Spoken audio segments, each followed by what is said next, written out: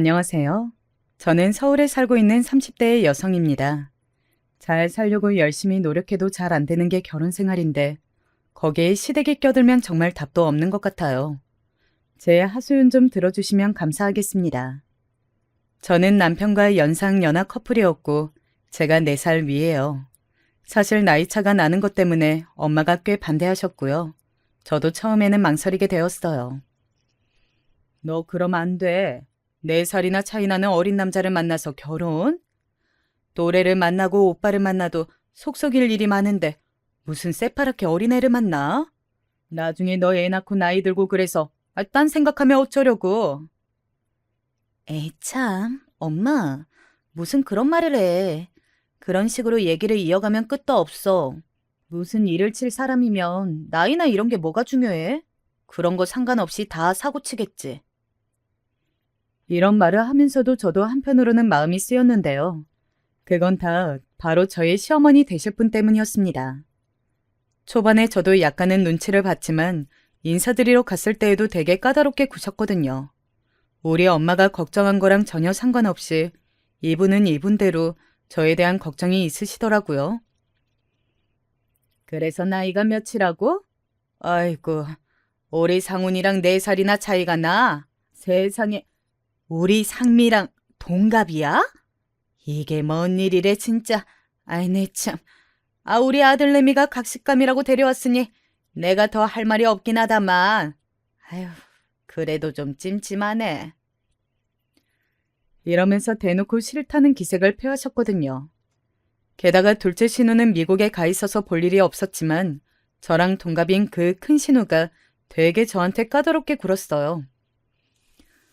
근데 나랑 동갑이면 진짜 결혼 꽤 늦은 편인데. 나는 벌써 애가 둘인데 그쪽은 어떻게 계획하고 있어요? 이런 거 실례인 거 알긴 하지만 나는 내 동생 누나 입장에서 말하는 거니까 이런 건 그쪽이 이해해 줘야지. 이러면서 저한테 그쪽, 이쪽 이런 식으로 불러가면서 말을 잇더라고요. 그중 아무도 예비 올케라고 불러야 한다는 걸 안 알려줘서 좀 기가 막혔어요. 아무튼 그렇게 되어 상견례까지 흘러가긴 했지만 당시에 우리 가족을 엄청 불편하게 만들었어요. 당시 어머니는 건물을 갖고 있었는데 본인은 다른 데 나가 사시고 거기엔 큰 신우가 살고 있었어요. 그 아랫집을 우리한테 신혼집으로 주신다는 거였는데요. 상견례 자리에서 얼마나 본인의 성공 스토리를 말하시던지 엄마가 중간에 잠깐 일어나도 얘기가 안 끝날 정도였어요. 내가 남편 일찍 보내고 얘네들 3남매 키우느라고 안 해본 게 없거든요. 과일 팔러 시장 나가지 온갖 서름 다 겪어가면서 애들 등에 업고 불고 울고 불고 아휴 진짜 보통 고생한 게 아니에요. 그래놓고 쉬는 날이 내가 어딨어? 틈만 나면 땅 보러 꼬마 건물이나 빌라 이런 거 보러 가는 거예요. 어떻게든 집이 있어야겠으니까 집 없는 서름이 장난 아니거든. 이러면서 본인이 조그만 집부터 시작해서 건물을 짓게 된 일대기를 상견례 때 저희 가족은 주구장창 들어야만 했고요. 그 자리에서 그 누구도 말리는 사람이 없었어요. 와중에 예단에 대해서도 꼼꼼하게 다 참견을 하시는데 이건 그냥 넘어가려고 했거든요. 그런데 예비 신혼집 인테리어에 대해서도 엄청 간섭을 하시는 거예요. 중간에 아빠가 말을 막으면서 뭐라고 하실 정도로요. 네, 사돈. 무슨 말씀인지 잘 알겠습니다. 그런데 그 집은 이제 얘네들끼리 살 문제니까 알아서 업자들 알아보고 하도록 하는 게 좋지 않겠습니까? 우리 지혜도 저번에 보니까 업체들 통화하면서 신경 많이 쓰더라고요. 저희 아빠는 원체 이런 부분에 잘 안 나서는데 어머니가 얼마나 정신사납게 따져댔으면 그러시겠냐고요. 우리 부모님이 옆에 있는데도 그게 보이지도 않는 건지 자꾸 저한테 사소한 걸로 명령을 하시는 거예요. 그 집은 이제 싹 비워줬으니까 화장실 공사랑 이런 거 그리고 바닥 뜯고 할 것들은 내가 아는 사장님한테 맡기면 돼. 네가 알면 뭐 얼마나 알겠냐. 상훈이도 그런 건 모르고 그냥 지 엄마 집에서 살기만 해봐서 아는 게 없어. 내가 사장님한테 네 번호 줄 테니까 통화하면서 일일이 다 나한테 얘기해. 복 받는 거랑 에어컨 같은 것도 네 뜻대로 그냥 막 해버리면 안 된다. 어머니는 은연중에 자꾸 쐐기를 박아가며 우리 엄마 아빠 앞에서 들으란 듯이 힘줘서 말아 하시더라고요. 자고로 집은 남자가 해가는 게 맞고 또 그 집을 제가 해줬잖아요. 게다가 그게 제 건물이기도 하니 할 말이 많을 수밖에 없죠. 나중에 얘네들 살게 해주다가 다른 데 이사라도 가면 저는 거기 또 고스란히 뒀다가 입주자 받아야 되는데 당연히 신경 쓸 게 많을 수밖에요. 그러면서 은근슬쩍 우리 부모님보다 우위를 선점하려는 게 느껴져서 안 그래도 전 어머니가 불편했는데 이날 더 싫어지더라고요. 게다가 이날 돌아와서는 어머니로부터 따로 전화가 걸려왔지 뭐예요. 이때 짜증이 확 났어요. 있잖아. 그럼 그 공사하는 건 네가 알아본 그 업체로 하는 게 더 낫겠다. 나랑 일하는 그 김 사장은 은근히 바가지라니까. 네가 알아본 가격이 더 싸니까 그렇게 하고. 그 뭐지? 하는 김에 말이야. 저기 윗집 사는 네 신혼에도 공사할 거 있다니까 같이 하는 건 어떠냐? 네? 큰형님네 집이요? 거기는 뭘 공사하셔야 되는데요? 근데 저 지금 당장 저희 집도 그날 가보니까 손볼 데가 많아서 그쪽까지는 신경을 못 써요. 게다가 집에서 거주하고 계시는 거잖아요. 제가 연락처를 드릴 테니까 그건 큰형님이 알아서 하시는 게 좋을 것 같은데요. 그런데 어머니는 이 말에 짜증을 확 내시면서 저한테 다 밀어붙이려고 하시는 거예요. 너 못지않게 네 큰형님도 애 키우고 하느라 바빠. 이제 한 건물 살게 될 거고 서로 좋고 좋으라고 하는 일인데 네가 하는 김에 좀 같이 알아봐 달라는 건데 그게 그렇게 싫으냐? 아니 니네 층 하면서 위에 층 봐달라는 거 네가 왔다 갔다 하면서 보면 될 거 아니야. 이때 너무 한숨이 팍팍 나와서 저는 끝내 못하겠다고 막 우길 수도 없고 결국 남편에게 얘기를 했어요. 그러자 남편은 자기가 어떻게든 해보겠다고 말을 하더니 누나랑 어찌어찌 얘기가 되었다고 하더라고요. 내가 누나한테 말하고 당신이 알려준 사장님 연락처 드렸어. 누나도 얘기가 이렇게 될 줄 몰랐다고 미안하다고 하네. 너무 마음 쓰지 마. 남편이 이렇게 그냥 얘기를 끝내준 덕분에 더 얘기할 건 없었고 저는 그렇게 얘기가 끝난 줄만 알았더랬죠. 근데 그게 아닌 거예요. 이후로 큰 신우와 적대적인 관계가 되었는데 그건 진짜 지금 쓰면서도 또 짜증이 나려고 하네요. 문제는 신혼집 공사 때문이었는데요. 아니, 상식적으로 생각을 해보셨으면 좋겠어요, 다들. 제가 소개한 사장님이고 신혼집으로 이제 새로 살림 차려서 들어오려는 집이 더 공사가 급한 거 아닌가요?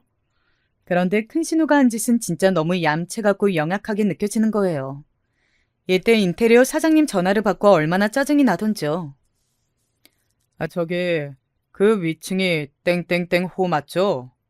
거기가 자기네 애들 챙기느라 자리 비워야 한다고 먼저 해줬으면 좋겠다고 해서 이번 주에 미리 스케줄을 잡은 거예요. 그때 전에 듣기론 가족이라고 하시던데요. 동생네 부부라고. 아무튼 얘기된 거 맞죠? 그게 무슨 말씀이세요? 저희랑 먼저 하기로 얘기가 되었고 저 그래서 가구 들어오는 것도 다 스케줄 조정했단 말이에요. 이 얘기를 사장님하고 하고 있을 때가 아닌 것 같아서 전 곧장 큰 신우에게 전화를 걸었어요. 그런데 아주 얌체처럼 딱 모른 척하고 자기 입장을 주장하는 거 있죠? 옳게. 무슨 일이야? 그거 내가 사장님한테 사정 말씀하면서 좀 부탁드렸거든. 우리 애들 시험이 있고 우리 남편도 출장이고 그 일정 전에 빨리 고장난 것도 수리하고 싶어서 먼저 좀 부탁드렸어. 그거 일정 많이 늦춰지는 거 아니고 여기 이틀이면 끝난다고 하니까 자기네가 조금만 미뤄지면 되는 거야. 일주일씩 차이 나는 건 아니니까 괜찮지? 이처럼 너무 여우처럼 스리슬쩍 빠져나가면서 별일 아닌 것처럼 얘기를 하는 거예요. 그런데 전 전혀 그렇게 넘어가고 싶지 않았어요. 앞전에는 모르는 척 그냥 그렇게 넘어가줬지만 당장 제 신혼집 스케줄들이 하나씩 다 늦춰지는데 마음이 편할 리가요. 이 문제로 한번 되게 크게 삐그덕거리게 되었고 이 사실은 당연히 어머니 귀로 들어가게 되었죠. 어머니는 그걸 갖고 저한테 전화해서 또 뭐라고 하는데, 아우, 이때부터 참 많은 예감이 들었어요. 아주 안 좋은 쪽으로 말이에요. 저도 더 싸우기 싫어 엄마한테 하소연을 늘어놓았답니다. 야, 그게 뭐 하는 거야? 아니, 누가 지네 건물 신혼집으로 달랬어? 내가 상견례 때도 하여간 마음에 안 들었다니까? 그렇게 떵떵거리면서 자기가 얼마나 고생한 줄 아냐고 아주 계속 고글해대더만. 아휴, 누가 들으면 우리가 지네들 고생시켜서 힘들게 살게 한 줄 알겠어. 아, 왜 우리한테 앉는 소리를 하냐고. 엄마도 듣다가 짜증이 났는지 뭐라 했고 저도 결혼 준비를 이렇게 지쳐가면서 해야 하는지 영문을 모르겠더라고요. 와중에 남편은 중간에 너무 분위기가 나빠지니 이걸 좀 말려보겠다고 저한테 계속 선물을 하고 신경을 썼어요. 자기야, 내가 누나랑 엄마한테 잘 말할 테니까 이번만 좀 참고 넘어가 주라. 우리 결혼식도 얼마 안 남았는데 자꾸 이렇게 트러블 생기면 힘들잖아. 아니, 자기가 문제라는 게 아니고 그냥 상황이 그렇다는 거야. 조금만 봐줘. 내가 이렇게 부탁할게. 저는 상황적으로는 무척 짜증이 났지만 남편의 말 중에 맞는 말도 있었고 최대한 결혼식 전에 기분을 상하고 싶지 않아서 참게 되었습니다. 그런데 이런 건 한쪽만 참는다고 되는 일이 아니더라고요. 사람은 상대적인 거잖아요. 우리 어머니를 비롯해 큰 신우는 잘해주고 참으면 더 우습게 보는 인간들이었어요. 결혼식 전주에 잠깐 우리 신혼집에 들렀을 때 어머니가 했던 말은 진짜 저에게 인생 최악의 상처가 되었거든요. 그렇게 난리를 치더니 그럭저럭 공사는 빨리 끝냈네. 근데 니네 다짜고짜 애부터 가지고 그러면 안 된다? 무슨 말인지 알지? 전 이 말에 너무 놀라서 남편과 동시에 얼굴을 마주 보았고 옆에서 신우는 막 킥킥대는 거예요. 엄마, 진짜 별말도 다 한다. 엄마 딴에도 이제 정말 상훈이 장가 보내야겠으니까 오만 생각이 다 드나 보지? 그래도 애 나이 먹을 만큼 먹었어, 엄마. 알아서 하겠지 뭐. 그런 것까지 말을 하냐? 아니, 내가 진짜 주변에서 듣는 말이 많아서 그래. 그래도 나는 그런 사람들이랑 다르다. 다들 며느리감이 아들보다 나이 많다고 애 안 들어서면 어쩌냐고 오지랖들이야. 솔직히 나도 걱정이 안 되는 건 아니야. 근데 니네 그럴 것 없어. 덜컥 애 가질 것 없다고. 전 정말 이 말에 뭐라고 반응을 해야 될지를 모르겠는 거예요. 저랑 남편이랑 아무리 이 신혼집으로 오가면서 공사를 지켜보고 있고 물건들을 드리고 있지만 우리 부모님이 결혼 전까지 무조건 본가에 있으라고 하셨거든요. 그래서 신혼집에서 미리 동거를 한 적도 없었어요. 너 아무리 세상이 어쩌고 저쩌고 해도 결혼 전 미리 들어가서 사는 건 안 돼? 어차피 결혼하면 평생도록 엄마 아빠랑 떨어져서 네 신랑이랑 살 거야. 근데 뭐가 그리 급해가지고 일찍 들어가서 살아? 들어와서 살 거면 네 신랑이나 들어오라고 해. 엄마의 말은 저도 어느 정도 일리가 있다고 생각했고 굳이 동거를 먼저 하고 싶지도 않았거든요. 그런데 어머니는 우리가 몇 번 드나드는 모습만 보시고 저런 소리를 하시는 거예요. 생각할수록 이 결혼이 맞을까 머리가 어지럽더라고요. 게다가 일찍 애 갖지 말라는 이유를 이딴 걸로 대고 계시는데 저를 너무 우습게 하는 거 아닌가요? 나는 솔직히 니네 혼인신고도 안 했으면 좋겠어. 살다가 안 맞아서 살기 싫다고 그러면 그게 또 얼마나 동네 개망신이야? 이번에 우리 친척들부터 해서 다 오는데 나는 결혼식 2번 하는 건 괜찮은데 덜컥 손주 생겨버리는 건 반대야. 여기서 전 한 번 뒷목을 잡았고 2번째 말에선 정말 참기 힘들어서 저도 뭐라고 했어요. 상훈아, 있잖아. 너 그 땡땡동 아줌마 알지? 그 아줌마네 조카 있잖아. 왜? 승무원 한다던. 에이, 엄마, 걔 얘기를 왜 해? 상훈이 민망하게. 그런 얘기는 하지 마. 전 이때 바로 확 안 좋은 느낌이 오는 거예요. 뭔가 남편이 이전에 만났을 법한? 뭔가 썸씽이 있었던 여자를 아쉬워하는 듯한 느낌? 왜냐면 전에 남편이 말한 적이 있었거든요. 전에 만났던 여친은 승무원이었는데 그냥 어른들끼리 너무 잘 아는 사이다 보니까 불편해서 헤어졌어. 우리 엄마나 마음에 들어했지. 나는 그냥 그랬어. 이렇게 말했던 게 어렴풋이 기억이 났고 동시에 남편은 제 옆에서 엄청 당황해서 얼굴이 시뻘개져 있었거든요. 아니 결혼하려는 예비 며느리감 앞에서 신혼집도 다 공사하고 식도 며칠 안 남았는데 저런 말 하는 시어머니가 정상인가요?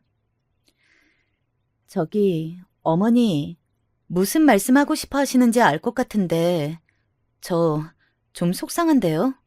상훈 씨 예전에 만났던 여자친구 얘기하고 싶으신 건 아니죠? 제가 이렇게 딱 먼저 말을 꺼내버리니까 어머니는 좀 당황스럽다는 듯이 저를 쳐다보더군요. 얼마나 저를 바보로 알았으면 그 말귀도 못 알아들을 줄 알고 있다가 저렇게 놀랐을까요? 그래서 전 너무 화가 났고 그 뒤로 아무 말 안 하고 옆에 있는 물건들을 탁탁 던져가면서 무언에 항의를 했어요. 그러니 큰신우와 어머니는 냅다 도망치듯이 샤샤샥 자리를 비우더군요. 이때 정말 너무 화가 나고 상처가 되었어요. 이중으로 삼중으로 저에게 막말을 한 셈이었으니까요. 남편은 이때 얼마나 놀라고 당황했는지 그날 내내 저한테 말도 못 붙였답니다.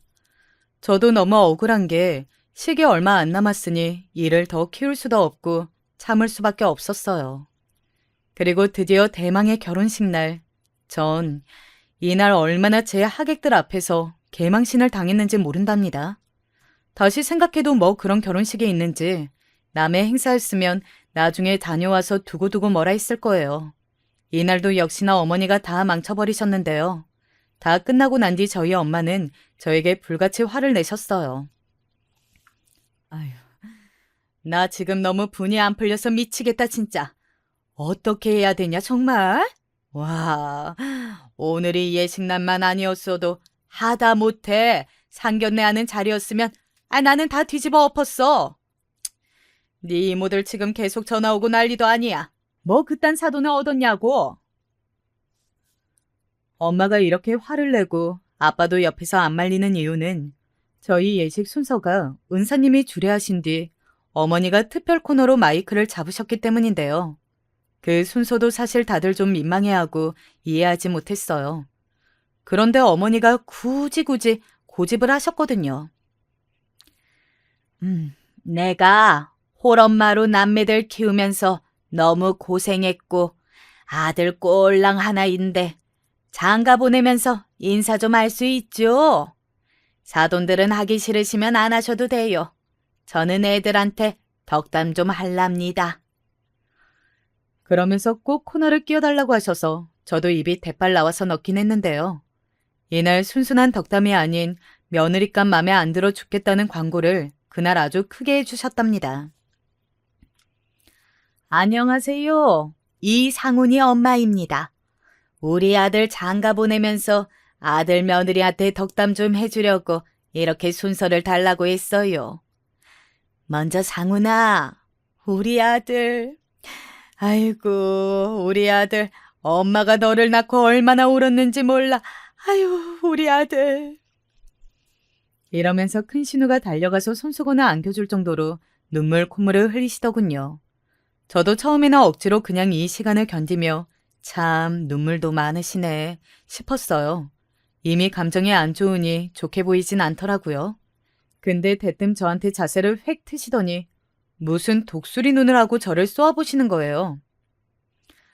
우리 며느리, 나이도 우리 상훈이보다 4살이나 많아가지고 더 세상도 일찍 살았으니까 지혜롭고 현명하게 잘 데리고 살아야 된다. 내가 우리 며느리 이쁘게 본 건 세상 경험이 더 많다는 거야. 그거 하나야. 그러니까 잘 살아야 돼. 남편 잘 보듬고 살아야 된다고. 대뜸 애부터 가지면 용서 안 할 거야. 이 말에 정말 너무 낯뜨겁고 수치스럽고 창피한 이 말에 순간 제 주변 몇 명 하객 어르신들은 그저 농담인 줄 알고 크게 웃었는데요. 이게 어른들 감성에 맞을 줄 몰라도 제 또래 하객들이나 우리 친정 식구들은 농담으로 느껴지질 않죠. 저도 모르게 몸을 돌려 엄마 아빠 표정을 봤는데 두 분 다 표정이 장난이 아니었어요. 전 너무너무 창피하고 몸이 떨려서 뭘 어찌할지 모르겠더라고요. 그러느라 시간 잡아먹고 또 질질 짤면서 내려가시는데 뭐 아들어 헐값에 어디 팔아가지고 내보내는 것도 아니고 저게 뭐 하는 짓인가요? 그리고 이후에 돌아다니면서 하객들한테 인사하는데 제 친구들 몇몇이 제 손을 꽉 잡으면서 이렇게 말하는 거예요. 지혜야, 결혼 축하해. 오늘 진짜 너무 예쁘더라. 근데 저기 너 말이야. 시어머니 분 되게 강한 성격이신 것 같아. 성격이 많이 괄괄하신 것 같더라고. 너가 많이 신경을 써야겠다. 이 말에 저도 모르게 얼굴 근육에 힘을 확 주면서 그냥 알겠다고 대답을 했는데 너무너무 수치스러웠던 거죠. 그냥 그 자리를 뜨고 싶더라고요. 그러니 이후로 어머니를 마주해도 멀리서 도망가고 싶고 저만 봤다 하면 인사하라면서 제 등을 탁탁 쳐대는데 그 손길이 정말 너무너무 기분이 나빴어요. 이런 상황을 엄마한테 얘기하니 엄마는 결론은 하나뿐이라고 하시더군요. 나 더 해줄 얘기가 없어. 이왕 결혼했고 이 서방은 그냥 그런 거 신경 안 쓰는 성격이면 별 수 없지. 니네 거기서 살다가 돈 모아서 나와. 다른 집으로 이사 가. 네 시댁이랑 떨어져서 사는 수밖에 없어. 엄마 말을 들어보니 정말 그것밖에 답이 없단 생각이 들었어요. 그래서 남편에게도 신혼여행으로 공항 가는 길에도 말을 했답니다. 남편은 이때 제가 이렇게까지 화나 있을 줄은 몰랐나 봐요. 왜 그러냐고 묻는데 이때부터 전 좀 돌아가는 분위기가 마음에 안 들었어요. 왜냐니? 오늘 어머니가 하셨던 말 못 들었어? 나 진짜 너무너무 화가 나. 내가 뭐라고 해야 돼? 내 상황 좀 봐달라고. 이게 지금 객관적으로 안 보여? 근데 그래도 그렇지. 갑자기 몇 년 뒤 나가자니. 우리 이제 집 다 정리했고 살게 됐잖아. 너무 감정적으로 생각하지 말고 현실을 좀 봐주라. 그리고 우리 오늘 좋은 날이잖아. 신혼여행 가서 재밌게 놀자. 응? 제가 볼 때 남편은 특별히 심각하게 생각하지 않는 것처럼 보이더라고요. 이 부분이 많이 실망스러웠고 저 혼자만 너무 화나 있고 속상해하는 것 같아서 마음이 안 좋았어요. 당연히 신혼여행 가서도 심란했고 남편은 한껏 들떠서 제 기분을 좋게 해주겠다고 하는데 쉬울 리가요. 제 마음과는 전혀 다르게 가는 남편을 보며 새삼 이 사람도 그 어머니의 아들이고 그 누나의 남동생인 건가 싶었고요. 마음이 정말 너무 허허해지는 거예요. 하지만 상황은 저 혼자만 이렇게 고민하게 흘러가지는 않더라고요. 악하게 멋대로 구는 사람들은 한 번은 그들이 끝까지 가도록 지켜보는 것도 필요한 것 같아요. 전 내내 답답한 마음을 갖고 신혼여행을 다녀왔고요. 오자마자 어머니의 호출이 있었답니다. 피곤한 상태로 온갖 인상을 쓰면서도 어쩔 수 없이 갔는데요. 가자마자 어머니는 저희에게 이상한 요구를 하시더라고요. 왜 말을 2번, 3번 하게 하냐? 말했잖아. 한 달에 300만 원 용돈 보내라고 말이야. 말이야 바른 말이지. 니네 지금 살게 된 그 집 다 여기저기서 달라고 난리야. 위치며 뭐며. 하여간 내가 이 건물 짓느라 보통 힘쓴 게 아니지. 여기 이 계좌로 매달 5일마다 그렇게 넣으면 돼. 네? 저도 이해는 할 수 없으니까 다시 여쭤보는 거잖아요. 월 300만 원이라뇨? 저희 지금 상훈 씨만 일하고 있고 저도 잠깐 휴직하고 있는 상태인데 이 사람 지금 혼자 벌고 있어요. 어머니, 400 안 되게 버는 사람한테 월 300만 원이요? 그런데 어머니는 제 말에도 되게 귀찮다는데 손사래를 쳐가면서 이러시는 거예요. 아유, 너는 나이도 우리 상훈이보다 많으면서 왜 말귀를 못 알아먹냐? 몇 번을 말해야 돼. 말했잖아. 니들 집 다들 탐낸다고. 그런 집을 내가 아무 말 없이 니들 신혼집으로 줬으면 니들도 사는 동안은 몇 년을 걸쳐서라도 나한테 얼마씩 내야 되지 않겠냐고. 아니 그럼 공사만 딱 하고 대충 들어와서 낼름 살려고 그랬어? 전 어머니한테 결혼 전에 조금도 들은 얘기가 없어서 너무 당황스러웠어요. 이 정도는 되물을 수 있는 거 아닌가요? 어머니, 저희 그 집 그냥 꽁으로 들어가는 것도 아니고 그 얘기는 그때도 하셨잖아요. 좋은 집이고 남들 다 달라고 하는데 아들 신혼집으로 주는 거라고요. 둘이 합쳐서 2억은 주고 들어와라. 많이 봐주는 거라고도 하셨고요. 그때 드리지 않았나요? 그런데 어머니는 미간을 팍 찌푸리면서 엄청 짜증내면서 화로 그냥 막 밀어붙이시는 거예요. 깡패도 아니고 뭔가요? 그래, 그때 니네가 줬지. 근데 네가 부동산 이런 데 나가서 알아봐라. 어디서 이런 집을 2억 주고 들어와서 살아? 내가 길게도 달란 말 안 해. 300씩 해서 10년만 줘라. 그러면 이 집 니네 집으로 해줄 테니까. 부모 자식이라고 해도 공짜는 없는 거야 원래. 아, 전 여기서 헛웃음이 나와서 더 말을 이어가기 힘들더라고요. 남편을 툭 치면서 말했어요. 당신, 뭐라도 말 좀 해봐. 나 이거 들은 적이 없던 얘기야. 뭐라고 해야 해? 남편은 당황했고 뭐라 입을 떼려고 하는 찰나 어머니가 곧장 말을 막아버렸어요. 진짜 너무 웃기더라고요. 야, 어디서 남의 아들 툭툭 쳐가면서 뭘 해라 말아야? 네가 나이만 많이 먹었다고 우리 상훈이를 무시하나 본데. 내가 맨날 집 들리면서 너 어떻게 하는지 지켜볼 거야. 하여간 내 이럴 줄 알고 반대했던 거야. 지보다 어리다고, 어? 지 신랑을 아주 똥으로 알지? 어머니, 자꾸 감정적으로 말씀하시지 마시고요. 왜 자꾸 화를 내세요? 저희 신혼여행 다녀오고 피곤하고 저희 친정도 가야 하는데 어머니가 오라시니 온 거예요. 한 달 돈 300에 필요한 데다가 2억도 크게 맞춰드렸어 했다면 저는 이 집에 안 들어왔을 거예요. 그러자 어머니는 참 비열하게 사람을 몰아가시더군요. 이야, 어른 말에 이렇게 바로 따박따박 말대꾸하는 것 봐라. 얘 상훈아, 얘 너한테도 이러니? 아니 내가 그렇게 피땀 흘려 고생해서 지은 집 주면서 남들은 당연하게 10억이 뭐야. 그보다 더 주고 들어오는데 니들한테 그 정도 요구도 못해? 남들은 아주 헐레벌떡 뛰어 들어올 조건이야. 고맙다고. 아니 니네가 먼저 드리겠다고 말을 못할 망정.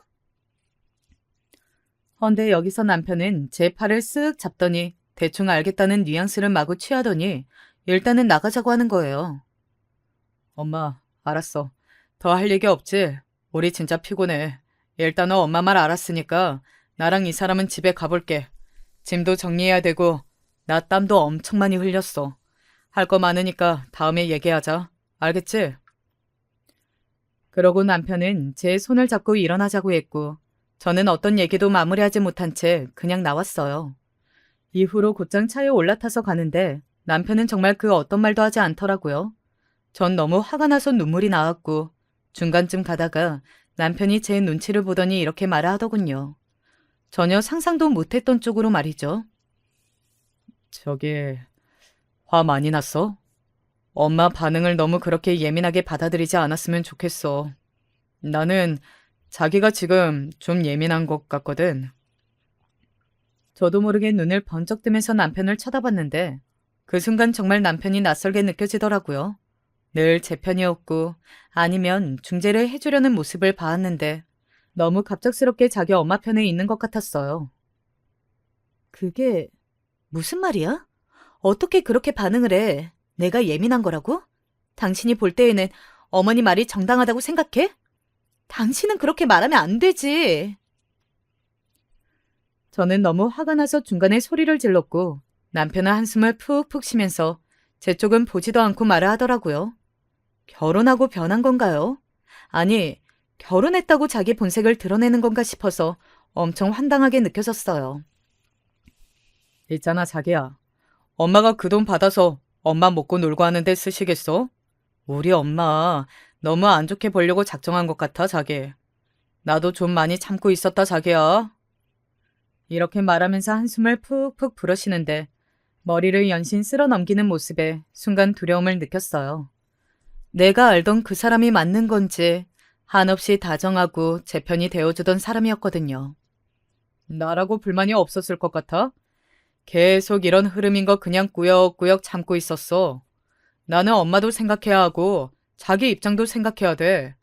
양쪽 소중한 사람을 듣고 머리 아파야 하는 내 입장을 왜 자기는 이해를 안 해줘? 그러면서 중간중간 계속 인상을 찌푸리는데 너무 낯설었어요. 그러니 저도 여기서는 제가 뭔가 잘못한 건가 싶어서 좀 난감한 마음이 들었어요. 하지만 아무리 머릿속으로 떠올려 봐도 이상하잖아요. 우리 생활비의 거의 8, 90%를 다달이 달라는 게 말이 되는 건가요? 근데 남편도 그 부분에 대해서 반박을 하더라고요. 어차피 자기 결혼 준비한다고 그만둔 거였고, 애기 생기기 전에는 다시 나간다지 않았어? 엄마도 설마 그런 것까지 무시하면서 달라는 거 아닐 거야. 자기보다 내가 우리 엄마를 더 잘하는데 왜 자꾸 나쁘게만 받아들여? 저렇게 받아서 나중에 우리 주시겠지? 그리고 안 주신다고 해도 엄마 말이 그렇게 들린 말이야? 와, 이쯤 되니 제가 어머니 입장을 남편을 통해 들으면서 싸우게 될지 상상도 못했는데 너무 기가 막히더라고요. 그래서 지금 당신은 어머니 편인 거야? 그렇게 돈을 드리는 게 당연하다는 입장인 거야? 입장 바꿔서 생각을 해봐, 자기야. 우리 엄마는 엄마 노후를 우리한테 미리 주신 셈이야. 얼마나 감사해? 솔직히 나는 엄마 말 맞다나 좀 창피했어. 내가 먼저 제의를 못 드린 게 죄송하더라고. 결혼식이나 하는데 이만큼 편의를 봐주시는데 말이야. 전 이제 가타부타 얘기 더 듣기 싫어서 결론만 물었어요. 딴 얘기하지 말고 결론만 말해봐. 그래서 뭐, 돈 들이자는 거야? 드려야 된다고 생각해, 나는. 엄마는 충분히 받으실 만해. 나는 장인어른이 그렇게 요구하셨으면 당연히 드렸을 거야. 우리 말고 다른 신혼부부나 가정집 받을 상황이었는데 엄마 딴에는 엄청 손해보고 우리한테 주신 거야.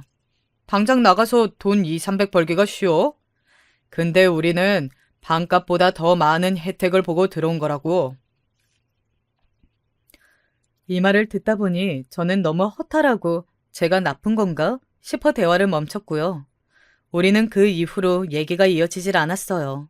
집에 와서도 계속 말도 없이 할 일들을 했고 남편은 저를 무슨 부모의 원수 보듯이 무척 서운해하더라고요. 일단 침묵하고 있는데 대체 어머니는 저를 뭐 얼마나 발끝에 붙은 껌처럼 보셨던 걸까요? 한 이틀쯤 지나 또 냅다 전화를 걸어오신 거 있죠? 이런 내용으로요. 여기 계신 분들은 어디까지나 시어머니가 아닌 친정엄마 입장으로 한번 들어봐 주실래요? 우리 딸이 딸네 시어머니한테 이런 전화를 받는다면 어떠실 것 같아요? 일어났냐? 왜 이렇게 전화를 늦게 받아? 내가 이런 전화 안 하게 네가 좀 째깍째깍 먼저 연락 좀 하고 그래라. 그리고 니들 이제 왔으니까 친척집마다 들려서 인사 갈 거야. 전화번호 내가 싹 보내줄 테니까 네가 집집마다 연락드리면서 날짜를 잡아. 나는 지금 다리가 아파서 따라다니지는 못하고 너랑 상훈이가 다니면서 인사드리고 오면 돼. 인사요? 어디를요? 어머니 친척 댁에요? 결혼식 때 그때 다 인사드리지 않았나요? 저 지금 집 정리하고 저희 쪽 손님들한테도 인사 돌리기 바빠요. 어머니, 그리고 저도 일 새로 찾아야 해서 알아볼 거 많고요. 너는 진짜 그놈의 군말이 많아서 탈이야. 왜 이렇게 뭐만 시켰다면 안 된다, 안 된다. 잔말이 많냐? 대체 어쩌라는 거야, 나보고? 아이, 됐고. 시끄러우니까 빨리 연락드리고 갔다 와. 이런 말들이 자꾸 들려오니까 저는 진짜 너무 스트레스 받아서 못 견디겠더라고요. 완전 저를 종부리듯 부려먹으려고 작정을 하고 계셨어요. 저는 못하겠다고 말씀을 드렸고 급기야 큰신우한테 전화를 받게 되었답니다. 전혀 딴 얘기로 말이죠.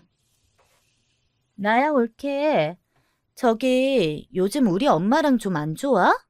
내가 엄마를 많이 달래긴 했는데 올케한테 엄마가 서운한 게 많더라고. 엄마는 올케랑 잘 지내고 싶어 해. 근데 자꾸 트러블이 생기니까 많이 답답한가 봐. 그렇게 계속 대치하고 있으면 상훈이랑도 안 좋은 거 아니야? 할머니인데 너무 어른이랑 으르렁거리지 말고 적당히 맞춰드리는 게 좋을 것 같아. 큰형님, 어머니가 그런 얘기를 다 하시던가요? 제가 하지도 않은 얘기까지 어머니가 다 전달하셨나 보네요. 솔직히 저 좀 기분이 많이 안 좋아요. 전화 끊을게요. 이런 저를 큰신우가 막 애타게 부르는 거예요. 전 잔뜩 짜증이 나 있는데 말이죠. 왜 이렇게 성급해 사람이. 자꾸 그렇게 짜증내지 말고 얘기를 들어봐. 이러니까 엄마랑 부딪히지? 엄마가 그런 얘기 할 수도 있는 거지 뭐. 그게 잘못이야? 솔직히 말해서 옳게도 친정 엄마한테 그런 얘기 할 거 아니야. 우리 엄마한테 서운한 것도 있겠지만 옳게도 친정 엄마나 시어머니 대하는 마음이 똑같진 않잖아. 서로 다른 사람들끼리 가족 되었으면 이래저래 감수할 게 있는 거야. 아유, 진짜 이 당시에는 남편이나 큰신우나 자기들 입장에서 말하면서도 교묘하게 말을 헷갈리게 하더라고요. 그러니 순간적으로 정말 제가 잘못한 것처럼 생각이 들었어요. 근데 저는 이미 맺힌 게 많잖아요. 그렇게 비싸고 노른자 땅에 있는 것도 아닌 쬐까만 꼬마 빌딩인데 거기에 있는 2층 집 작은 평수 하나 내주는 거면서 돈을 추가로 더 요구하시질 않나. 전 그냥 그 길로 못 참고 어머니에게 전화를 걸었어요. 남매들이 저한테 다 들러붙어 설득하는 게 너무 토할 듯 싫더라고요. 저기 어머니, 전데요. 말씀하신 그 문안 인사 못할 것 같아요. 그리고 월 생활비 300씩이나 드릴 수도 없고요. 아무튼 어머니가 말씀하신 건 다 해드릴 수 없어요. 이 말을 하면서 저도 어느 정도 불이 들이닥칠 거란 예상은 했지만 제 생각 이상으로 화력이 큰 불이 번졌어요. 야, 내가 너를 너무 봐줬나 보다. 나이살 먹었다고 정신머리는 좀 있나 싶었더니 말기도 안 들어먹고 고집만 센 네 화상을 어째? 야, 네가 지금 그렇게 콧대 높게 굴 때야? 나이도 어린 신랑에 이 많은 신혼집 얻어가지고 살면 매일매일 내 쪽으로 절을 해도 모자란 거야. 너 집에서는 그런 것도 안 가르쳐주냐? 나이만 처먹은 딸 시집 보내놨으면서 왜 버르장머리는 우리 손녀만도 못해? 저한테 더 할 얘기 없으시면 전화 끊을게요. 그리고 저는 전화를 끊어버렸고 얼마 안 되어 남편이 전화를 막 걸어오더라고요. 자기, 진짜 왜 이래? 어머니한테 말을 왜 그런 식으로 했어? 와, 내가 그렇게 말을 했는데도 아직 우리는 대화가 안 된 거야? 나는 자기가 받아들인 줄 알았어. 너무 실망스러운데? 전 이제 남편도 어머니랑 똑같이 느껴지고 그냥 몸이랑 얼굴만 다른 어떤 똑같은 개체가 있는 것 같은 느낌이 들더라고요. 그러니 너무너무 진저리가 났어요. 그리하여 결혼 준비 과정 때부터 가슴에 고이 접어두고 꺼내지 않았던, 제발 꺼낼 일이 없길 바랐던 그 단어를 꺼내게 되었어요. 나 이제 그만하고 싶네. 당신한테 이런 반응 나올 줄 알았지만 너무 예상대로라서 놀랍다. 당신 나랑 파혼할 생각 있어? 제가 너무 물 흐르듯 대화 중 하나로서 파혼을 언급하니 남편은 잠깐 가만히 있더라고요. 그러더니 화가 나서인지 진심인지 몰라도 비로소 이 인간도 화를 내는 거예요. 마음대로 해. 그런 식으로 말하는 당신과 나도 더 얘기하기 힘들다. 그렇게 하고 싶으면 그렇게 해. 좋아. 그럼 당신은 어머니한테 전해. 나는 나대로 우리 집에 말할 테니까. 이러고 전화를 끊어버렸는데요. 와우, 진짜 한 30분도 안 되어서 어머니랑 남편이 동시에 집으로 달려왔더라고요. 남편은 회사에서 먼 정신에 달려온 건지 아마 다시 전화를 몇 차례 했는데 제가 안 받아줘서 그런 것 같아요. 이게 무슨 말이야? 파혼? 너 그거 진심으로 하는 말이야? 애들 장난도 아니고 내가 그렇게 말을 했잖냐? 니들 애들 천천히 갖고 혼인신고도 하지 말라고. 그땐 말을 귓등으로 안 듣더니 파혼은 무슨 파혼이야? 이혼을 한다고? 전 곧장 아주 건조하게 대답을 했어요. 아니요. 파혼이요. 저희 파혼하는 거 맞는데요. 어머니 그렇게 저한테 말 안 듣는다고 뭐라 하시는데 말씀하신 대로 혼인신고 저희 안 했어요. 그냥 파혼하면 되니까 그런 줄 알고 가시면 돼요. 제 말에 남편은 한숨을 땅에 꺼져라 내쉬어가면서 소파에 팍 주저앉아 버렸고 어머니는 제 말을 장난으로 들으시는지 더 화를 내시는 거예요. 내가 지금 며느리 인사 갈 거라고 친척들한테 연락들 다 돌려놨는데 네가 아주 내 얼굴에 똥을 뿌려도 유분수지 이렇게 개망신을 줘? 어떻게 네 시애미 면전에 대고 파혼이네 이혼이네 말을 하냐? 나중에 너 어떻게 주워 담으려고 그래? 전 그러던 말던 안방 쪽으로 가서 다시 캐리어를 꺼내고 있었어요. 그러자 남편이 쫓아와서 잡아가며 설득하려 들길래 전 짐을 싸르다가 말고 나가서 말했네요. 어머니 뜻대로 파혼한다는데 뭐가 손해라고 그렇게 바락바락 소리를 지르세요. 저 이제 이 집에 볼 거 없어요. 누구 새로 들어오라고 하시던지 아니면 아들 새장가 보내시던지 알아서 하시고요. 저는 이 집에 들어간 돈 싹 다 받아내서 나갈 테니까 그거 정산이나 해주세요. 제 계좌 알려드릴 테니까 그리로 보내시라고요. 그런 저를 막아서는 남편은 또 말이 막 길어지더라고요. 전 다 잘라버리고 남편에게도 너무 실망스러워서 옆으로 나오라고 했어요. 저리 안 비켜? 나 진짜 참을 만큼 참았고 이제 끝났어. 진짜 사람 갖고 놀아도 적당히 해야지. 어머니한테 고마운 줄 알라고? 진짜 이 코딱지만한 건물 갖고 어마어마하게 유산을 떠신다.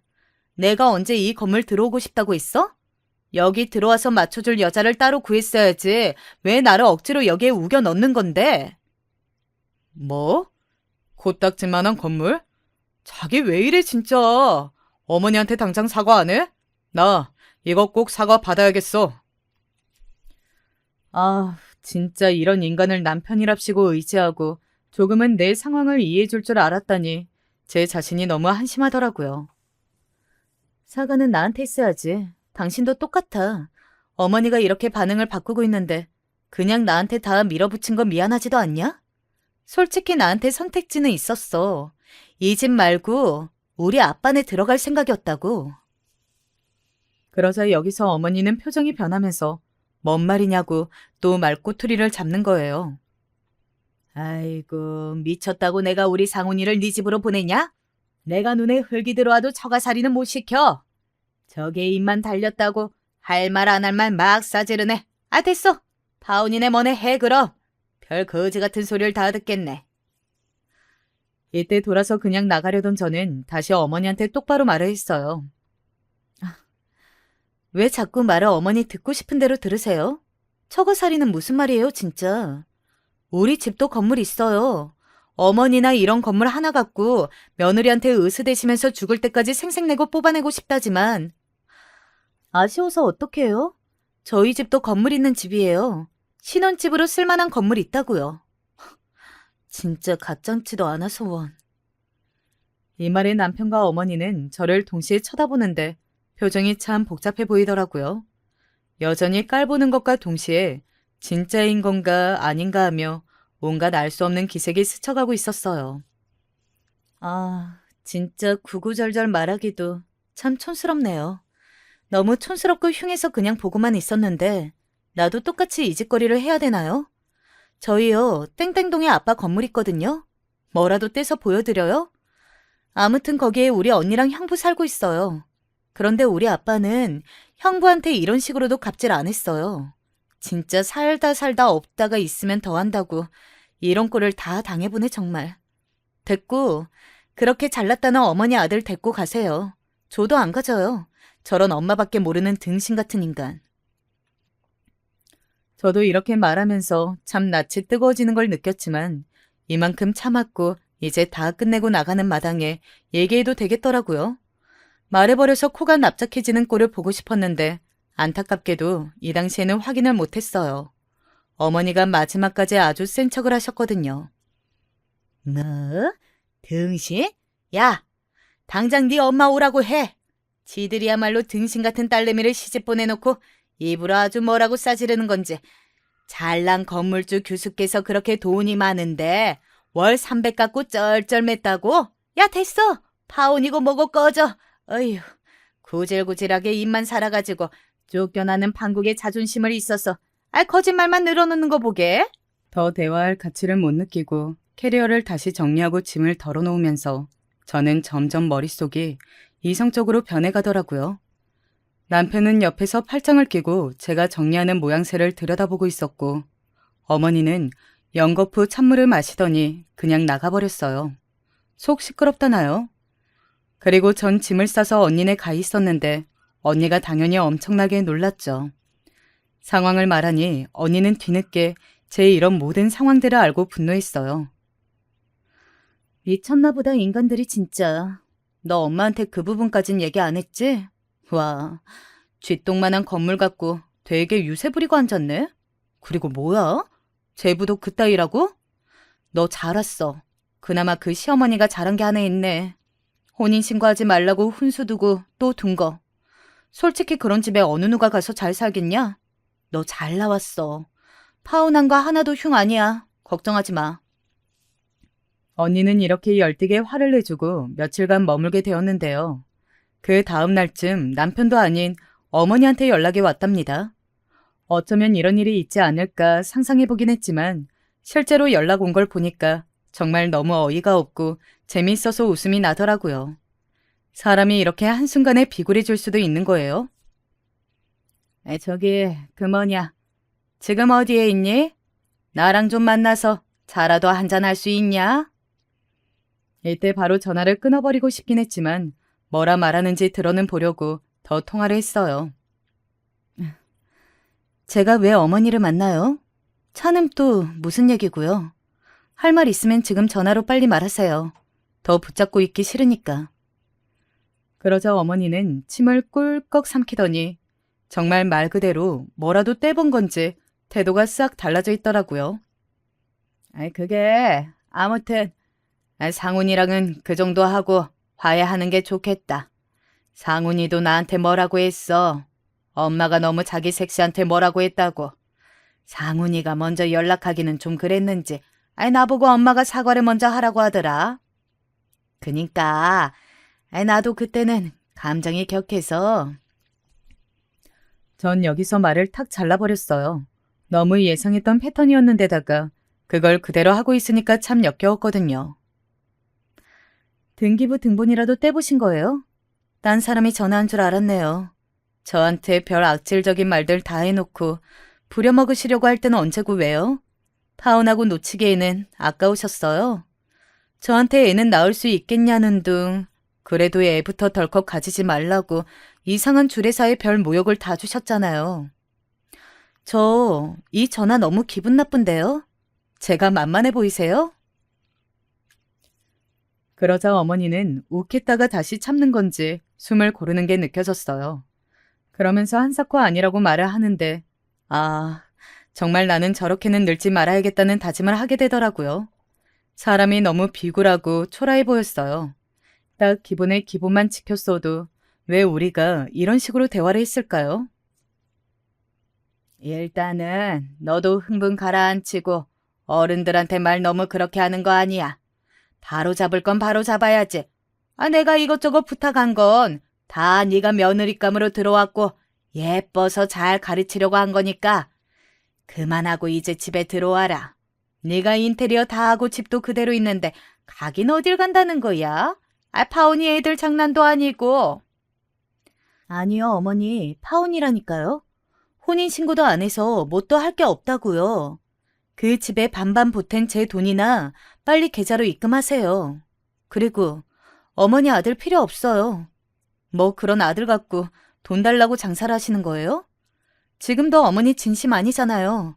며느리네 건물 있다고 하니까 그거 덕 좀 보려고 저 달래는 거 아니에요? 전 싫은데요.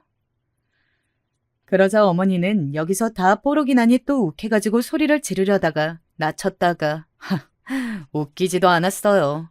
그래서 전화를 끊어버렸는데 저녁쯤 남편이 장문의 문자를 보냈더라고요. 하지만 너무 구구절절한 지겨운 말들. 전 이미 정 다 떨어지고 볼 거 다 보고 나니 하나도 귀에 들려오지 않았어요. 급기야 며칠 뒤 저는 친정에 이 사실을 알렸고 엄마 아빠는 절 달래려고 하시더라고요. 아무리 내가 니네 시댁같이 맞장구 쳐서 욕을 했지만 그래도 파혼하고 나오는 게 어딨어. 사람들 앞에서 그렇게 잘 살겠다고 인사도 하고 약속도 했는데 네가 파혼까지 얘기했으면 그쪽 시어머니도 알아듣는 게 있겠지. 그러지 말고 이 서방 보고 와서 데려가라고 해. 여기까지 얘기가 오니 저는 말을 해야 할 것 같아서 엄마가 모르는 이야기들을 마저 더했어요. 저보고 월 300씩 내라고 계좌번호를 알려주었던 것, 신혼여행 후 곧장 시댁 친척들 인사 스케줄을 잡았던 것. 저도 막말로 받아쳤지만 어머니도 막말하고 우리 집을 모욕했던 내용들까지요. 와, 내가 지금 무슨 말을 듣고 있는지 모르겠다. 그게 정말이야? 이서방은 옆에서 지 엄마 편들고? 그놈 자식 아주 덜 떨어지는 놈 아니야? 나이만 어린 줄 알았더니 정신머리도 어렸네. 그런 놈을 무슨 신랑이라고 믿고 살아? 결국 저희 엄마도 완전히 핀트가 나가버렸고 친정에서도 찬성하여 파혼에 이르렀네요. 돈을 돌려받기 전 어머니가 또 질질 끌어대서 우리 엄마가 나서서 크게 싸움이 났고요. 지금 이 사연을 보내고 있는 시점에서는 대체로 다 정리가 되었어요. 남편은 끝끝내 지 엄마 뒤에 숨어서 저에게 코빼기 한번 안 비쳤고 그 모습에 저는 후련하게 이 인간을 떨쳐낼 수 있었어요. 정말 오만정이 다 털리더라고요. 이제 저는 폭을 넓혀 파혼도 파혼이지만 이혼도 흠이 아니라고 생각하게 되었어요. 상대가 저 따위인 게 왜 내 탓이 되나요? 그저 상대를 고르는 눈이 미숙했을 뿐 동급으로 여겨지고 이혼 자체를 죄악시 여길 건 아니라고 생각합니다. 많이 힘들고 피곤한 싸움이지만 용케 여기까지 왔네요. 앞으로 다른 삶을 살아가 보고 싶어요. 제 얘기 들어주셔서 감사합니다.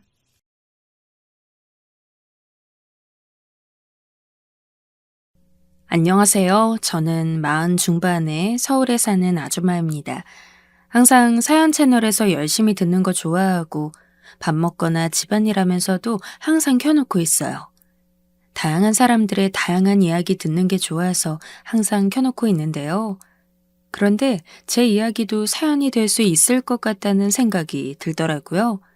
그래서 한번 보내볼까 하고 제 이야기를 써보려고 합니다. 저는 친정집이 그리 잘 살지는 못했어요. 그렇다고 막 못 사는 집도 아니었고 경기도 외곽 지역에 논밭은 있지만 딱 먹고만 사는 시골집 그 정도였거든요. 제가 75년생인데 저 어릴 때도 도시하고 서울 격차가 제법 컸어요. 특히 어르신들은 옛날에 머물러 있어서 애들도 그렇게 키웠죠. 오빠가 하나 있었는데 완전 망난이라 온갖 사고는 다 치고 다녔는데도 엄마 아빠는 물론이고 할아버지 할머니도 장남이라며 아주 우쭈쭈하면서 난리도 아니었어요. 저는 맨날 논밭에서 일 시키고 오빠는 오두막에서 수박 잘라주고 고깃국 끓여주곤 했죠. 오빠는 항상 사고뭉치여서 옆집 담도 부수고 닭도 잘못해서 죽이고 밭으로 뛰어들어가서 막 자라는 보리싹 다 밟아 죽이고 이런 사람이었어요. 나중에 좀 커서는 앞집이며 뒷집이며 여자애들 괴롭히고 머리꼬리 잡아당기고 치마 들추면서 돌아다녀서 엄마 아빠가 매번 오빠 잘못 사과를 하러 온 마을을 다 돌아다니셨죠. 학교에서도 마찬가지였어요. 그 촌동네에는 초등학교 하나, 중학교도 하나여서 저와 오빠가 같은 학교를 들어갔거든요.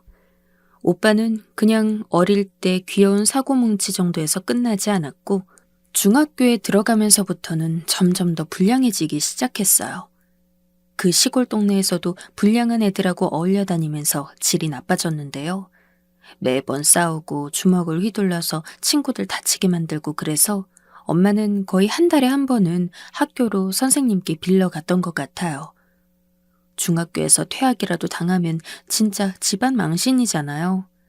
그럭저럭 먹고 살기만 하는 집안이라도 그 동네에서 오래 살아왔기 때문에 어른들이 동네에서 집안 위신을 엄청 생각했거든요. 그러면서 저는 고등학교도 간신히 보내줬어요. 사실 공부도 못하는 편이긴 했는데 그 시절에 여자애라고 고등학교도 안 보내려는 집은 진짜 드물었잖아요. 뭐 60년대, 70년대도 아니고요. 그런데 그런 집안이었어요. 그래도 엄마는 절 생각하면서 좀 보내주고 밀어주려고 하셨는데 할아버지, 할머니, 아버지가 아주 골 때렸죠. 넌 앞으로 절대 대학 갈 생각 하지 마라. 고등학교 보내주는 것도 고마운 거라고 생각해야 해. 제 고등학교 입학이 결정되었을 때 할아버지의 그 무섭고 엄한 얼굴을 지금도 잊을 수 없네요. 전 어차피 공부도 잘 못하니까 대학교를 갈 생각 같은 건 하지도 않았어요. 그때 이미 1살 터울인 오빠는 읍내에 있는 남자 고등학교에 진학한 뒤였죠. 거기서도 들어간 지 1년도 되지 않아서 폭행 사건이 터졌고 자퇴를 한 해 만에 하면서 난리였어요. 엄마가 아니라 아빠가 거길 쫓아다니면서 정말 허리를 펼 수도 없게 굽실거리는 꼴을 보면서 저는 그 어린 나이에도 회의감이 들더군요. 저한테는 고등학교도 못 가게 하려고 하면서 그 잘난 아들은 고등학교에서 퇴학당하지 않게 하려고 혼신의 힘을 다하는 아버지의 모습이 정말 싫었죠. 그래서 그냥 3년 동안 조용히 고등학교를 다니고 바로 혼자 서울로 올라와 버렸어요. 엄마한테만 살짝 말했는데 엄마는 기가 막혀서 펄펄 뛰셨지만 차마 아빠나 할아버지, 할머니한테 이르지 못하셨어요. 집안에서 유일하게 제 사정을 생각해주는 분이었으니까요. 그래서 저는 가방 하나 싸고 딱 교통비랑 며칠 먹고 잘 돈만 손에 쥔 채로 올라와 버렸어요. 성인도 되었겠다. 서울 가서 뭘 하겠다는 생각도 없었고 그냥 진짜 집안 사람들 죄다 꼴보기가 싫었거든요. 제가 19살 시절이니까 그때가 딱 94년, 95년 그때쯤이었겠네요. 난생 처음 올라와서 본 서울은 진짜 어질어질했어요. 이미 나가본 적도 없는 지방 도시에서 기차를 탈 때도 그랬는데 서울로 딱 올라와서 혼자 서 있으니 거의 정신이 나가버릴 것 같았죠. 그때 저는 겁도 없이 아무런 사전 지식도 없이 올라온 터라 제 나이 또래 친구들은 신문 배달이나 우유 배달 같은 거라면 그래도 받아준다는 말을 믿고 있었어요. 여관방을 하나 잡아두고 교차로와 벼룩시장을 훑어가면서 열심히 찾아보았는데 사실 아무것도 모르는 20살짜리 여자애를 제대로 써줄 직장이 있을 리가 있나요? 저는 한참 찾다가 결국 식당 앞에 붙어있는 공고를 보고 가서 써달라고 부탁했어요. 그때가 벌써 서울 올라온 지 일주일째라 자칫하면 이대로 여관에서도 쫓겨나게 생겼더라고요. 그랬더니 그 식당 주인 아줌마가 절 앉혀놓고 이것저것 꼬치꼬치 캐묻더니 다음 날부터 일하러 오라고 했어요. 그래서 결국 20살부터 그 식당에서 일하게 되었는데 그 식당에 매일 아침 식재료를 실어다주는 트럭 청년이 한 명 있었어요. 저보다 5살 정도 위였는데 양아치였던 친오빠와는 완전히 다르게 엄청 성실하고 부드러운 성격이었거든요. 20살에 서울에 올라와 얼결에 식당에서 일하면서 온갖 고생 다 하던 저한테 그 사람이 어떻게 보였겠어요?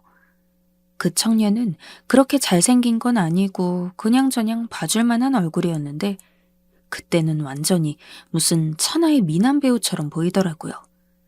그 트럭 청년도 매일 아침 식당에 제일 먼저 나와서 배추며 무며 받는 저한테 인사하면서 얼굴을 붉히기도 했고요. 돈을 건네다가 손가락 끝이 스치면 어찌나 가슴이 두근거리던지. 예, 그 결과 전 23살에 그 청년과 결혼했습니다. 사실 속도 위반이었어요. 그 트럭 청년의 집도 정말 돈이라고는 없어서 생활이 엄청 힘들 거라는 걸 알고 있었죠. 그런데도 그냥 그 남자가 좋아서 덜컥 임신을 해버렸고 결혼까지 해버린 거였어요.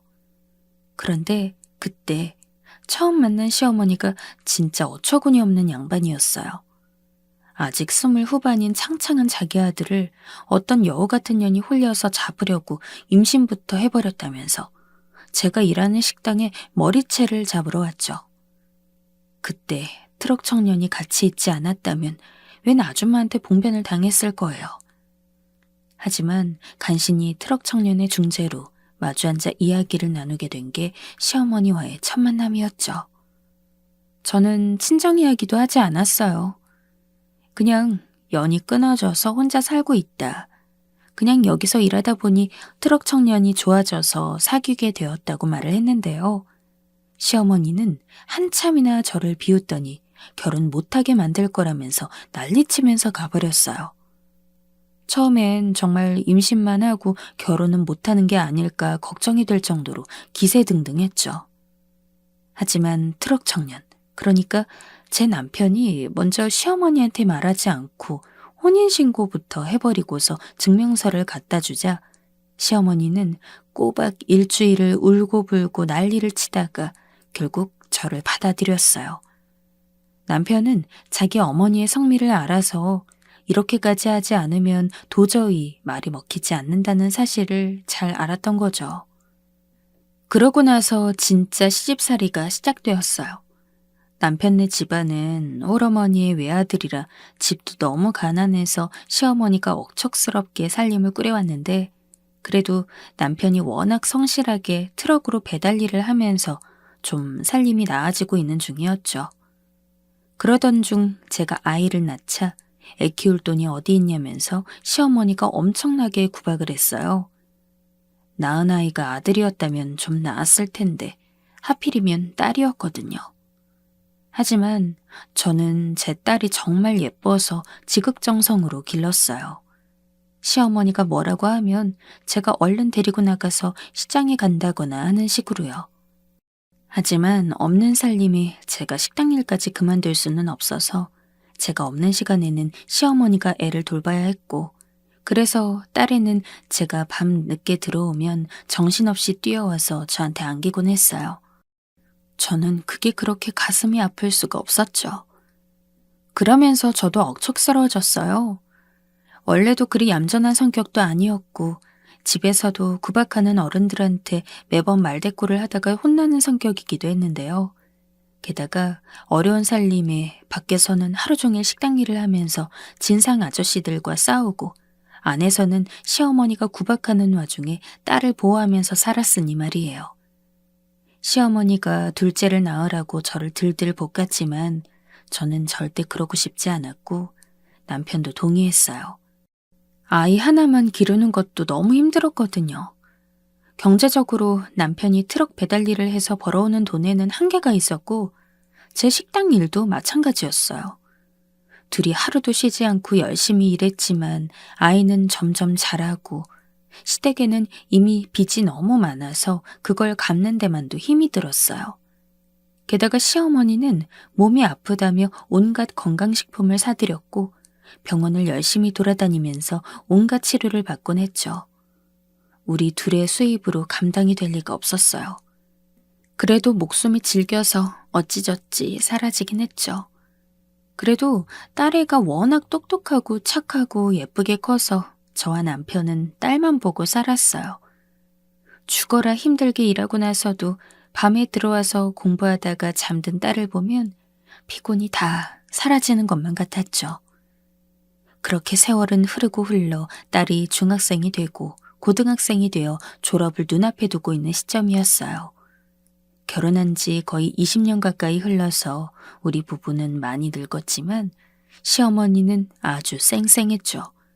워낙에 자기 몸보신하는 걸 많이 찾아 먹고 몸에 좋다는 건 다 찾아서 먹었으니까요. 어느 날 남편이 이러는 거예요. 당신 요즘 다이어트 해? 다이어트? 무슨 소리야? 아니, 살이 너무 빠지는 것 같아서. 아, 그렇지. 나 요즘 살 많이 빠졌어. 오태가 좀 나더라고. 저는 익살을 떨면서 남편 앞에서 한 바퀴 돌아봤지만 남편은 인상을 찌푸리고 있었어요. 지금 생각하면 남편이 눈치가 빨랐던 거였죠. 당신 건강검진 좀 받아봐. 여태 한 번도 안 받았잖아. 아유, 무슨 건강검진이야, 우리 사정에. 그러다가 뭐 병 나오기라도 하면 어쩌려고. 어쩌긴 치료 받아야지. 돈은 어쩌고? 아유, 됐네요. 아니야. 나도 건강검진 받을게. 같이 받자, 응? 남편은 심각하게 저한테 이야기했고 저는 평소에 농담을 즐겨하는 남편의 얼굴이 드물게 진지한 걸 보고 뭔가 이상하게 느껴져서 그러자고 했어요. 혹시 남편의 건강에 이상이 있을지도 모르니까요. 그래서 며칠 뒤 건강검진 예약을 잡고 검사를 받았어요. 제 얼굴을 보더니 의사가 뭔가 이상하다는 듯 추가 검사 하나만 더 하자고 하더군요. 유방암 검사였어요. 저는 왜 의사가 그러나 의아했지만 일단 받았고 며칠 뒤에 충격적인 이야기를 들었죠. 유방암 3기입니다. 네? 상당히 진행된 3기라서 조금 더 방치하면 곧 4기로 갈 수 있습니다. 좀 더 빨리 오시지 그랬어요. 남편과 함께 나란히 앉아서 저는 눈앞이 뱅글뱅글 도는 것 같았어요. 아니, 이렇게까지 힘들게 일해서 평생 살아왔는데 아이가 아직 대학도 가기 전에 암이라뇨. 게다가 3기라니. 의사의 얼굴이 어두웠고 저는 그게 너무 무서웠어요. 정말로 딸애가 완전히 커서 결혼하는 걸 보기 전에 죽고 싶진 않았죠. 그날은 어떻게 집까지 돌아왔는지 생각도 나지 않아요. 남편도 충격받아서 서로 의지한 채 집으로 돌아왔는데 집에는 시어머니가 앉아서 홍삼을 까먹고 있더군요. 한 박스에 10만 원도 넘는 고가의 홍삼이었어요. 남편은 그 꼴을 보더니 시어머니 앞에 제 손을 잡고 앉았어요. 어머니, 뭐냐? 왜 둘 다 죽상을 하고 있어?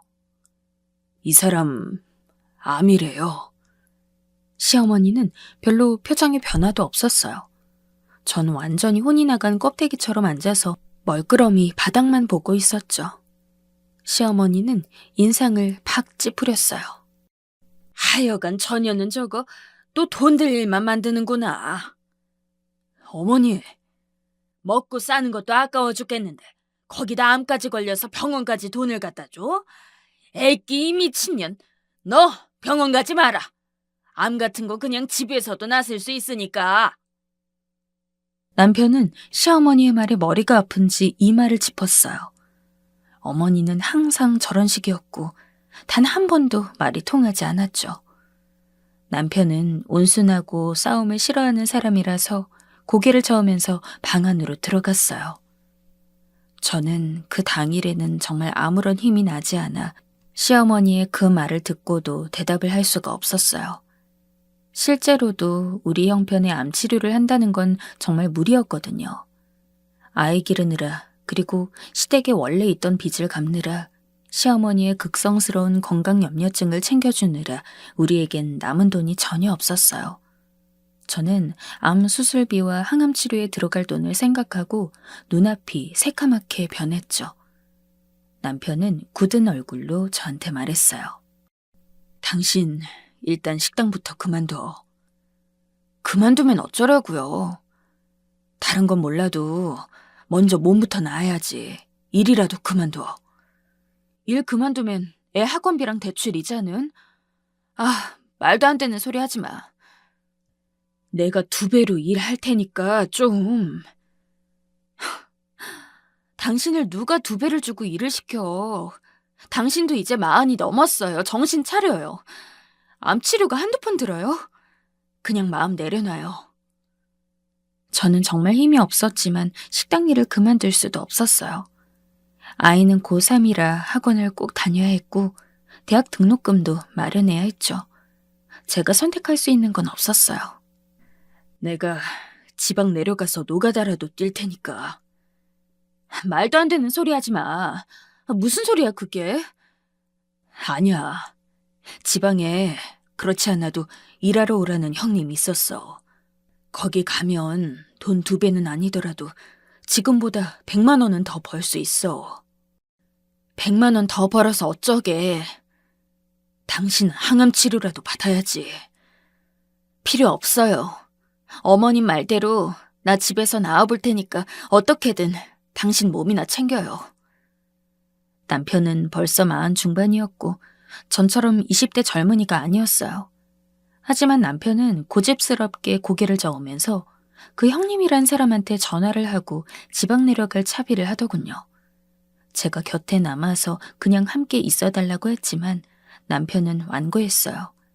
현실적으로도 제가 병원을 가서 제대로 된 치료를 단 한 번이라도 받을 만한 돈도 없어서 저는 남편을 더 이상 말릴 수도 없었죠.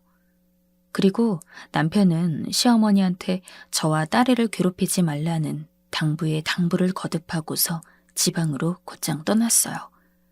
당장 돈을 더 벌어야 한다는 굳은 의지였죠. 저한테도 꼭 병원에 잘 다니라고 하고서요. 저는 남편의 성의가 고마워서 그리고 죽는 것도 무서웠기 때문에 병원에 다니기 시작했어요. 한 달 뒤부터 남편에게서는 평소보다 한 5, 60만 원이 더 추가된 돈이 보내졌어요. 그 돈이 너무나 고맙고 주말까지 일하면서 저한테는 아무렇지도 않다고 웃어주는 남편의 노력이 정말 눈물나게 고마웠지만 항암 치료는 생각보다도 더 고통스러웠어요.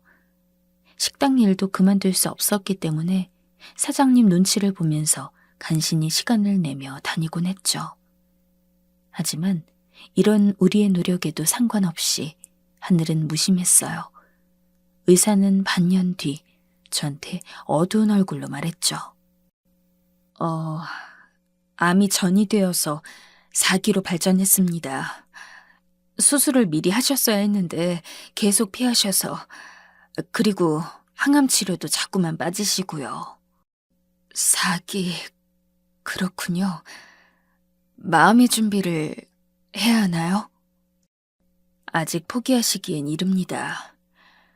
수술만 할 수 있으면 생각보다 간단히 제거할 수 있을 텐데. 의사는 안타까운 얼굴로 말했어요. 하지만 전 어쩔 도리가 없었죠. 남편이 돈을 열심히 벌어서 보내주곤 있었지만 그걸로는 돈이 많이 드는 수술을 할 수가 없었어요. 항암 치료도 부담이 되어 띄엄띄엄 갔는데 수술을 할 수 있는 여유가 있을 리가 없었죠. 그날 저는 진이 다 빠진 채로 터덜터덜 집까지 걸어갔어요. 하필이면 가을에서 겨울로 넘어가던 때라 날은 추웠고 옷은 얇았죠. 새 옷을 살 만한 여유가 없어서 날띠 낡은 카디건 하나로 버티고 있는데 저 멀리서 시어머니가 오더군요. 친구들과 모임에서 놀고 오시는 것 같았어요. 저는 지칠 대로 지쳐서 어머님을 물끄러미 바라봤어요.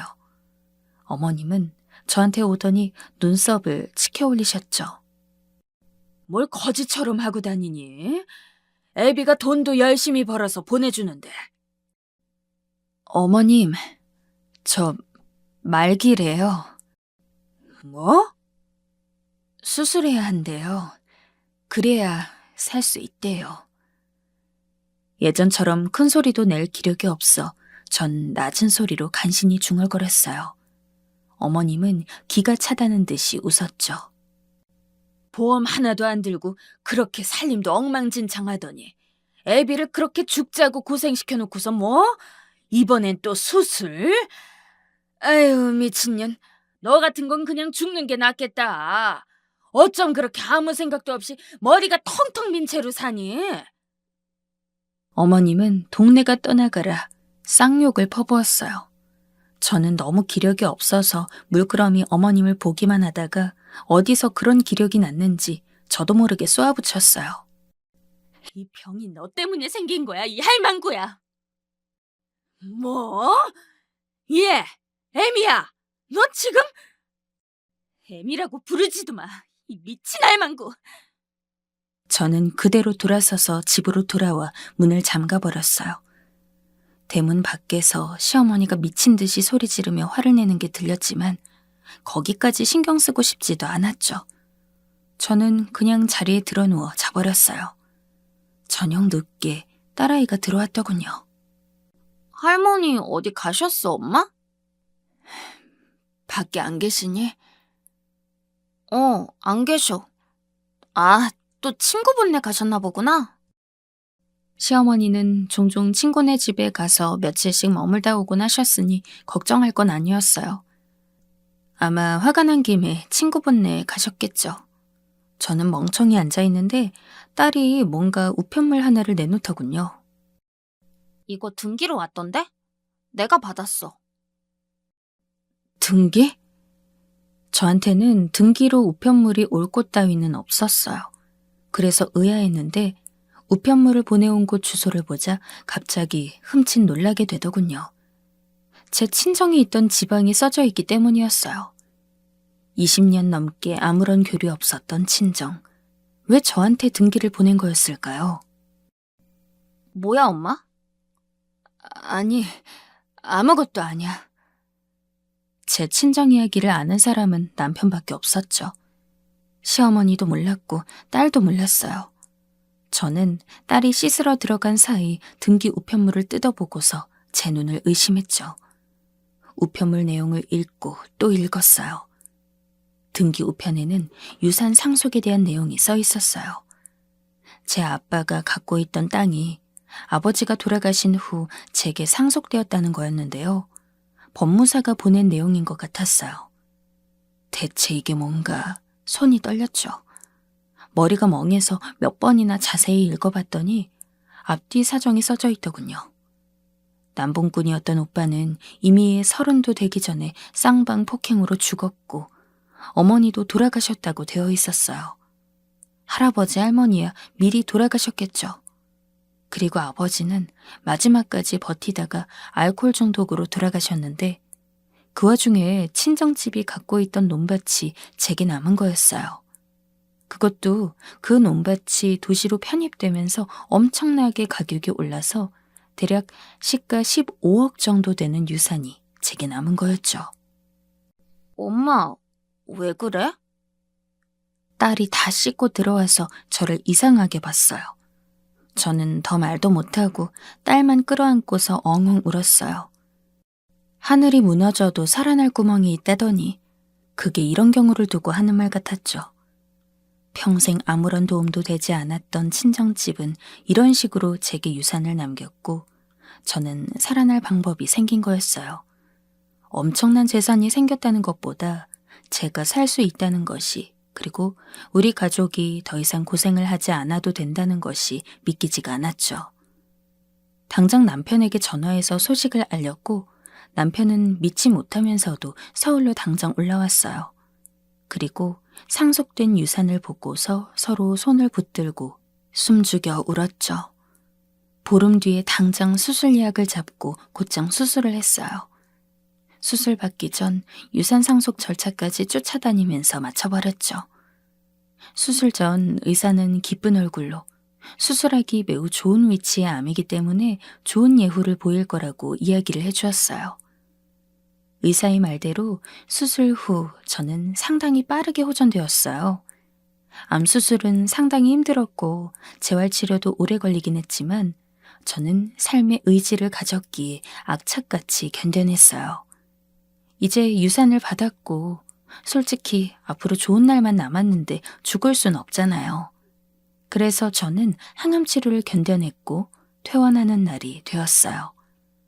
그래서 집으로 돌아오자 저와 남편이 병원에 붙어 사는 동안 시어머니가 집에 돌아와 계시더라고요. 보름 동안 어지간히 집안일도 안 했는지 온통 엉망이었어요. 제가 물끄러미 집안 꼴을 보고 있자 시어머니가 저한테 좀 죽지 그러냐고 악담을 퍼부으시더군요. 그러자 남편이 제 손을 잡고 그냥 집을 나와버렸어요. 그리고 곧장 그동안은 쳐다도 못 보던 비싼 호텔로 향해서 그곳에서 며칠 묵었죠. 남편의 트럭을 타고 온 추리한 우리 부부를 이상하게 보는 사람들도 있었어요. 딸도 저희가 전화해서 호텔로 불렀더니 너무 놀라더군요. 딸과 시어머니에겐 유산에 대해 그때까지 말하지 않았거든요. 그 후 저는 적당한 아파트를 하나 매입해서 그곳으로 이사를 했어요. 시어머니가 물건 가지러 온 저희를 보더니 늙은 애미만 두고 너희끼리 놀러 다니냐고 펄펄 뛰었지만 저희는 신경도 안 썼어요. 나중에는 시어머니가 악다구니를 쓰더군요. 얘, 너 제정신이냐? 애미를 이제 괄시하다 못해 내다 버리려는 거지? 어머, 어머님, 그럴 리가요. 저는 그제야 웃을 여유가 생겼어요. 다시는 보지 않아도 되는 시어머니 얼굴을 보면서 마지막으로 한마디를 해줬죠. 저 암 나았으니까 어머님 정신도 좀 나았으면 좋겠네요.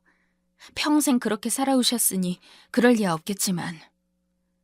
시어머니가 한동안 말도 못하고 있다가 미친 것처럼 화를 내기 시작했지만 저와 남편은 바로 그 집을 빠져나와서 새 집으로 가버렸어요. 그 이후로 몇 년 동안 시어머니는 한 번도 보지 않았어요. 그리 먼 동네도 아니지만 남편은 질려버렸는지 시어머니가 처음부터 아예 없었던 것처럼 살고 있죠. 암도 완치 판정을 받았고 딸아이도 어렵던 시절을 잊은 듯 행복하게 대학을 다니고 있어요. 극적으로 반전된 제 어렵던 시절 이야기. 재미있게 들으셨나요? 지금 생각해도 시어머니는 치가 떨려요. 그 도움 안 되던 친정이 마지막 순간에 큰 도움이 될 줄은 상상도 못했죠. 세상 일은 참 알다가도 모르겠어요. 그럼 제 사연 재미있게 들으셨기를 바라면서 이만 사연을 줄입니다.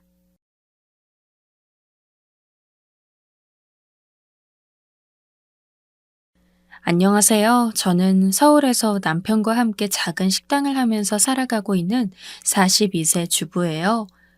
저와 남편이 여기서 자리를 잡기까지 보통 힘든 일이 있었던 것이 아니라 그것만 해도 할 말이 무척 많긴 하지만 사연을 보내겠다고 결심한 것은 다른 일 때문이에요.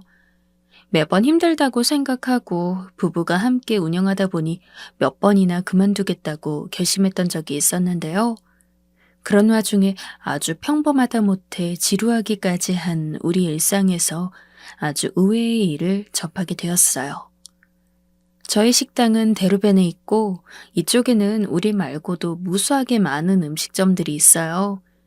번화가에 있다 보니 많은 사람들이 오가고 있어서 세도 꽤 비싸게 지불하고 있답니다. 처음에는 이런 것들이 부담되어 이쪽으로는 안 들어오고 싶었는데 싸게 들어간다고 해서 무작정 좋은 건 아니더라고요. 우리 부부는 원래 다른 지역에서 식당을 했다가 무참히 실패하게 되었고 결국 양가 가족들에게 조금씩 빚을 지면서 이쪽으로 흘러들어오게 되었어요. 정말 마지막이라는 생각 아래 이쪽에 전념하게 되니 사람이 진짜 필사적으로 변하고 가릴 일이 없더라고요. 할 수 있는 모든 것들에서 절약을 하고 이 건물에 들어와서 식당을 차릴 때에도 남편과 정말 많은 싸움을 했어요. 계속 다른 곳으로 알아보자는 걸 제가 여기를 고집했고 사실 실제로 요리하는 건 남편인데 이런 부분에서 결정은 제가 하다 보니 마찰이 심해졌어요. 기존의 요리사로서 직장을 꾸준히 다니던 남편은 어느 날 갑자기 그만두고 싶다고 했고 저는 그때 적잖은 충격을 받았답니다. 아무리 그쪽 정년이 짧다고는 하지만 남편이 아직 그만둘 시기도 아니었고 아기가 태어난 지 얼마 안 되었을 때였거든요. 저와 4살 차이가 나는 남편은 이제 막 40대에 접어들자마자 곧장 그만둬버린 거예요. 돌쟁이 아기를 안고 어리둥절하게 쳐다보는 저를 두고 자기 식당을 차려서 성공하고 싶다는 뜬구름 잡는 소리만 하더라고요.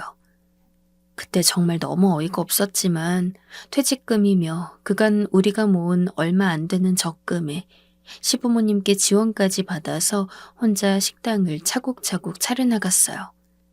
그러면서도 저보고 혼자 힘으로 하긴 힘들고 직원 쓰면 돈 나가는 걸 무시할 수 없으니 자꾸 와서 같이 일하라는 거예요. 어쩔 수 없이 저희 엄마께 제 딸을 맡겨두고 저는 식당에 나가서 서빙이며 잡일들을 돕게 되었어요. 그때 남편은 본인이 원래 자신 있었던 분야들을 아주 멋스럽게 제공해 보이겠다며 포부에 차 있었지만 우리가 그때 얻었던 지역은 썩 팔릴만한 곳이 아니었어요. 공사장 인부분들이 많으시고 젊은 층 지나다니는 인구들은 그리 많지도 않은 지역에서 10,000원대에 가까운 요리들을 많지 않은 양으로 내놓는데 그게 썩 잘 될 리가 있나요? 애는 점점 커가고 저는 이후에 다른 계획을 세워서 애 교육도 시키고 집도 얼른 평수를 늘려가야 하는데 이 모든 걸 담당해야 할 남편은 그냥 마냥 먼 미래만 생각하고 있더군요.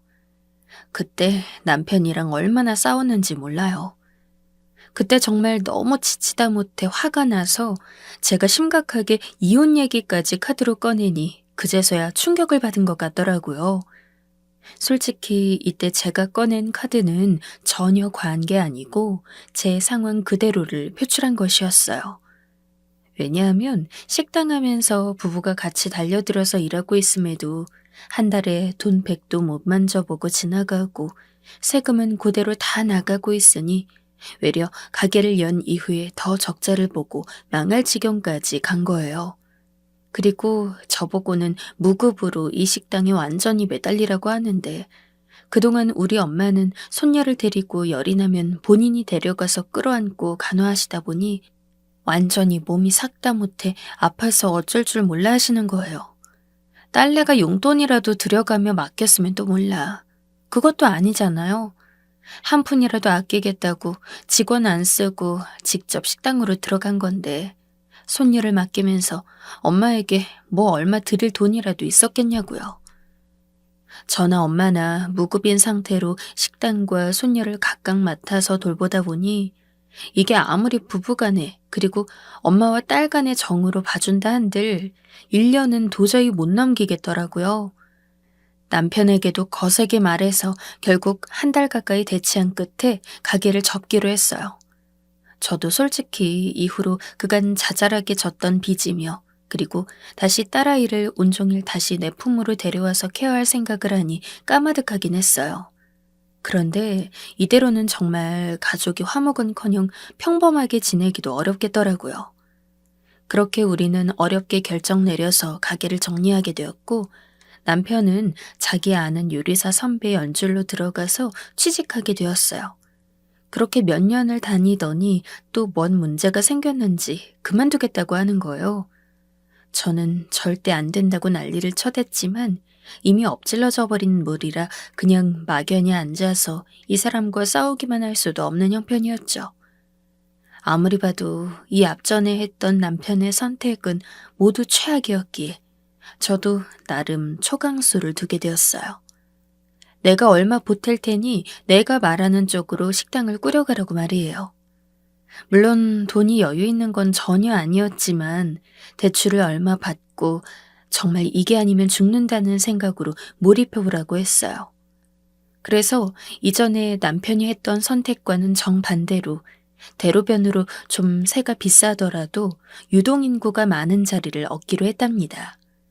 거기서부터 우리는 또 의견이 어긋나고 있었지만 저는 한번 실패를 경험하고 나니 더 이상 남편의 속절없는 허세를 받아줄 수가 없었어요. 무조건 이쪽으로 하고 메뉴는 아주 단순하게 가야 한다고 계속 앵무새처럼 말을 해댔답니다. 지역을 정하고 자리를 잡았다면 그쪽 사람들 특성을 파악해서 하나라도 더 팔 생각을 해야지. 무슨 투자하듯 식당 꾸릴 생각을 하면 안 되잖아요. 남편은 처음에 받아들일 수 없다며 난리를 쳤지만 제가 하나부터 시작해서 나중에 조금이라도 수익을 본 다음에 그때 차근차근 당신이 원하는 메뉴를 조금씩 넣어보라고 했어요. 이 부분에서 격차를 좁히지 못했던 남편은 나중에 시부모님조차 제 편에 서니 결국 포기하게 되었답니다. 제가 제안한 것은 낮 시간에 한식 뷔페를 하자는 것이었어요. 저녁에는 당신이 원하는 걸 팔던지 하고 아침 새벽 시간부터 오후 4시까지는 무조건 한정 없이 한식으로 메뉴들을 잔뜩 늘어놓고 뷔페식으로 운영하자고 말이에요. 우리가 터를 잡은 지역은 젊은이들도 꽤 있긴 하지만 여기 역시 주변에 아주 큰 대형 재래시장도 있고 역세권이라서 그런지 출퇴근길 오가는 사람들도 꽤 많았어요. 근처에 치킨집이며 파스타집이며 이런 곳들은 엄청나게 많으니 그나마 여기서 분수껏 유지라도 하려면 한식 뷔페를 하는 것이 좀 더 오래도록 일정하게 드나드는 사람들을 잡아둘 수 있겠더라고요. 처음에는 본인이 무슨 셰프로서의 평소 방향성이니 이런 말들만 하고 앉아있다가 결국 돈 나올 곳 중 일부가 저인데 제가 꿈쩍 않고 있으니 남편도 이쪽에 맞추는 수밖에 없었죠. 처음엔 떨떠름하겠지만 그래도 결국 본인도 수익이 중요하긴 하잖아요. 그래서 우리는 한식 뷔페를 열게 되었고 거의 7, 8가지의 반찬과 국, 밥도 종류별로 2가지. 아주 적은 양의 국수와 원두커피까지 무료 제공해서 6,000원에 게시하게 되었답니다. 그리고 제 예상과 맞물려서 우리는 비로소 조금씩 매출을 올릴 수 있었어요. 물론 유명한 맛집들처럼 무슨 줄을 세워가며 하루 몇백씩 찍는 정도는 절대 아니었고요. 그냥 이 정도 수준에서 적당하게 적어도 세금 내고 우리 가족 생활비를 간신히 꾸릴 수 있을 정도까지는 벌게 된 것이었어요. 그 전에 했던 식당은 지금 식당의 30%도 안 되는 수익으로 주저앉았기 때문에 결국은 제 판단이 맞다는 쪽으로 흐르게 되었어요. 그렇게 해서 조금 자리를 잡고 이때 제 딸은 어린이집을 보내고 있었기에 등하원 픽업은 친정엄마께 부탁드리고 저도 몇십만 원 정도는 용돈으로 드릴 수 있는 형편이 되었답니다. 그렇게 좀 숨을 돌리고 그리고 여전히 남편은 저에게 중얼중얼 불만이 있는 상태로 우리는 식당을 운영해 나가고 있었어요. 이쪽도 사실 이전 지역과 다를 것 없이 근처에 큰 공사장 지역이 많다 보니 인부들도 많이 오시고 근처에 재래시장이나 폐기물 처리장도 있어서 그런지 할아버님 할머님들도 많이 오시는 편이에요. 한창 바쁜 시간이 지나고 나면 그럭저럭 여유 있을 때가 오는데 아침 일찍부터 하루 종일 이 주변만 뒷짐지고 돌아다니는 분들은 아무래도 계속 얼굴을 마주하니 낯이 익더라고요.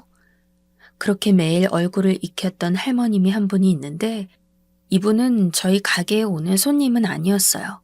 그런데 분명 저희가 출근을 할 무렵부터 뵀는데 내내 그렇게 정처 없이 떠돌아다니다가 해질녘쯤 되면 사라지시더라고요.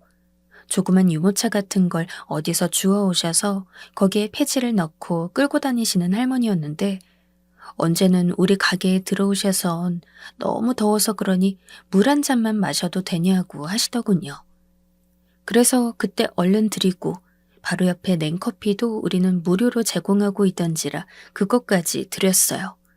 그랬더니 너무 고맙다면서 잠깐 드시다가 그대로 나가셨답니다. 그런데 계속 저렇게 정처 없이 폐지 주우러 이쪽 도로며 저쪽이며 계속 돌아다니고 제가 시장에 갈 때도 마주치곤 했었는데요. 우리 가게 근처에 사시는 건지 정말 종일 이쪽을 돌아다니는 분이에요. 왠지 모르게 기억에 남는 이유는 돌아가신 저희 할머니와 꽤 비슷한 인상을 하고 계셔서 그랬던 것 같아요.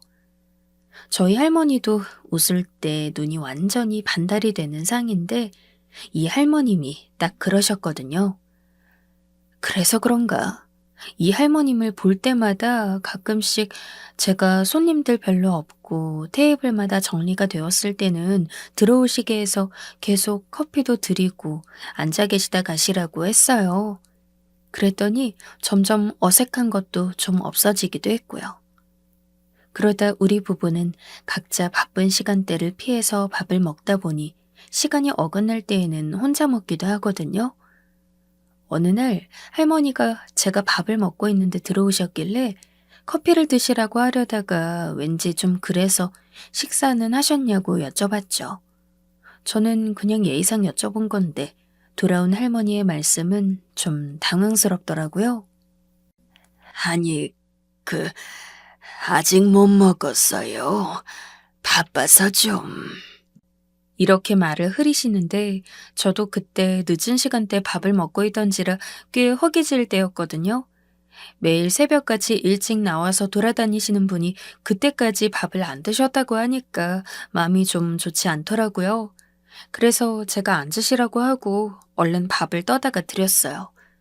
넓은 대접에 잡곡밥과 나물들, 그리고 돈가스며 그날 끓인 된장국과 작은 소면을 말아 넣은 국수까지 전부 떠다가 드렸답니다.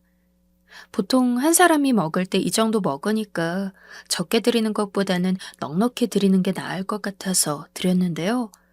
글쎄 할머니께서 처음에는 난감한 얼굴로 앉으시더니 나중에는 정말 너무 허겁지겁 급하게 드시는 거예요. 그 모습을 보니까 괜히 짠하기도 하고 이때 식사하면서 여쭤보니까 할머니는 아들과 며느리가 있긴 하지만 혼자 나와서 살고 계신다고 하더군요. 시장 안쪽에 있는 어디 작은 쪽방으로 나와서 살고 계시다면서 대충 위치를 말하시는데 보아하니 폐지 주우신 돈으로 근근히 생활하시는 것 같았어요. 자식이라곤 아들 하나 있는데 며느리랑 둘이 붙어먹고서는 엄마를 돌보지도 않는다면서 화가 무척 많이 나셨더라고요. 밥을 그렇게 급히 드시다가도 아들네 얘기가 나오니까 흥분하셔서 엄청 목소리가 커지셨어요. 내가 자식을 잘못 키웠지. 그놈이 지 마누라 말만 듣고서 희낙낙하고 있는 거야. 내가 그 꼴 보기 싫어서 니네가 나 모신다고 맨날 빌어도 같이 안 산다고 했어. 당장 꺼지라고 했다고. 아무래도 할머니가 마음에 한이 많으신 것 같기도 하고 사정을 듣고 보니 저도 썩 기분이 좋지 않더라고요. 본인은 늘 이렇게 허리가 꼬부라지도록 일해서 아들을 키워놨는데 그 고마운 걸 모른다고 하니 새삼 저도 저희 엄마나 저와의 관계에 대해 생각도 하게 되고 그냥 좀 생각이 많아졌어요. 그러다 보니 어느샌가부터 할머니는 점심시간이 좀 지나고 약간 사람들이 줄어들 때에 의뢰 우리 가게를 찾아서 들어오시곤 했답니다. 제가 몇 번씩 점심이랍시고 식사를 챙겨드렸더니 커피 챙겨드렸을 때처럼 이렇게 찾아오시게 된 거예요. 몇 번은 남편이 눈치채지 못했지만 할머니께서 거의 1~2달째 고정적으로 드나드시는 모습을 보고는 저에게 불같이 화를 냈어요. 뭐 말을 하자면 네가 무슨 자선사업가냐 하면서 짜증을 냈다는 거죠. 너는 나보고 무슨 허세가 많다느니 어쩌고 하면서 하나하나 다 절약하자고 난리 쳐놓고 나한테 묻지도 않고 뭔 자선사업을 하고 있어? 돈 6,000원이 우스워? 저 할머니 그럼 거의 지금 몇 달을 저렇게 우리 집 드나들면서 공짜 밥을 먹고 계신 거야? 내가 뭐 좋은 일 하지 말랬냐? 적어도 나한테 의논은 했어야지. 그리고 그 돈이 1~2달 모이면 얼만데. 맨날 나한테 돈돈돈 거리지 말고 너나 똑바로 해. 이러면서 온통 그날 쌓인 스트레스를 저한테 푼답시고 나중엔 온갖 냄비 뚜껑들을 3개 탕탕 닫아가면서 화난 티를 내더라고요. 전 그냥 모른 척하고 더 말을 얹지 않았어요. 이걸 갖고 싸워봤자 뭐 어쩔 수도 없고 남편도 솔직히 제가 이번에 이렇게 약간의 업종 변경이랄까 완전히 계획을 바꾸어서 진행함으로 인해 돈이 좀 벌린다는 걸 인정은 하고 있거든요. 부귀영화 누릴 돈은 아니지만 아주 평범한 일반집 가장이 벌어오는 수준으로 다시 되찾게 되었으니 이 부분에 대해서 저에게 할 말은 없었을 거예요. 그런데 묘하게 짜증은 났을 거고 그걸 풀긴 풀어야 하니 저런 소리 하는 거고요. 하루 이틀 지나면 또 슬그머니 풀린다는 걸 알고 있었기 때문에 그냥 아무 말 안 하고 넘어갔고 역시나 남편은 제 예상대로 이젠 할머니가 왔다 갔다 하셔도 크게 관여하지 않더라고요. 불편한 기색을 저에게는 했지만 할머니에게는 안 하고 넘어가는 사람이라 그럭저럭 그렇게 시간을 보내게 되었어요. 그렇다고 저도 할머니의 편의를 많이 봐드린 것도 아니고 그저 할머니가 여기 왔다 갔다 하실 때 밥을 떠드리고 자리만 잡아드렸어요.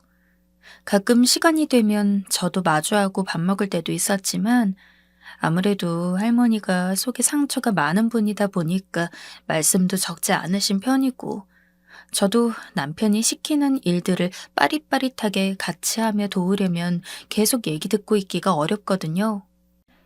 그래서 늘 텔레비전과 마주한 곳에 자리를 잡아드리고 어찌 보면 우리 딸이 와서 앉아있을 때처럼 그렇게 소소한 신경을 쓰긴 했던 것 같아요. 저도 할머니가 식사라도 하시는 모습을 보는 게 왠지 마음이 편했거든요. 아무래도 처음엔 우리 할머니 생각나서 짠함을 느꼈던 것도 있지만 나중에 할머니 사정이나 매일 날이 춥거나 덥거나 저렇게 폐지와 재활용에만 의지해서 허리를 잔뜩 수그리고 다니시며 끼니도 못 드시는 걸 알게 되었잖아요. 모르면 몰랐지 알고서는 할머니가 그냥 빈속으로 밖에 돌아다니는 걸 볼 수 없겠더군요. 남편도 어떤 때는 모른 척 하다가 또 어떤 때는 저한테 돌연 괜히 시비를 걸 때도 있어서 그냥 내가 내 돈 낼 테니까 더 이상 말하지 말라고 못을 박아버렸어요. 사실 부부라는 건 하루 온종일 같이 붙어 있으면 안 되는 사이라는 걸 식당 일을 하면서 매일 체감하고 있지만 이미 우리 부부는 이런 길로 들어와 버렸기 때문에 다시 만회할 방법은 당분간 없겠더군요. 그냥 그렇게 늘 똑같은 일상을 지내고 있는 사이 할머니가 저희 가게를 드나드신 지가 거의 한 4~5개월 되었을 때인가 봐요. 거의 하루도 빠지지 않고 오시던 분이 얼마간 안 보이시더라고요.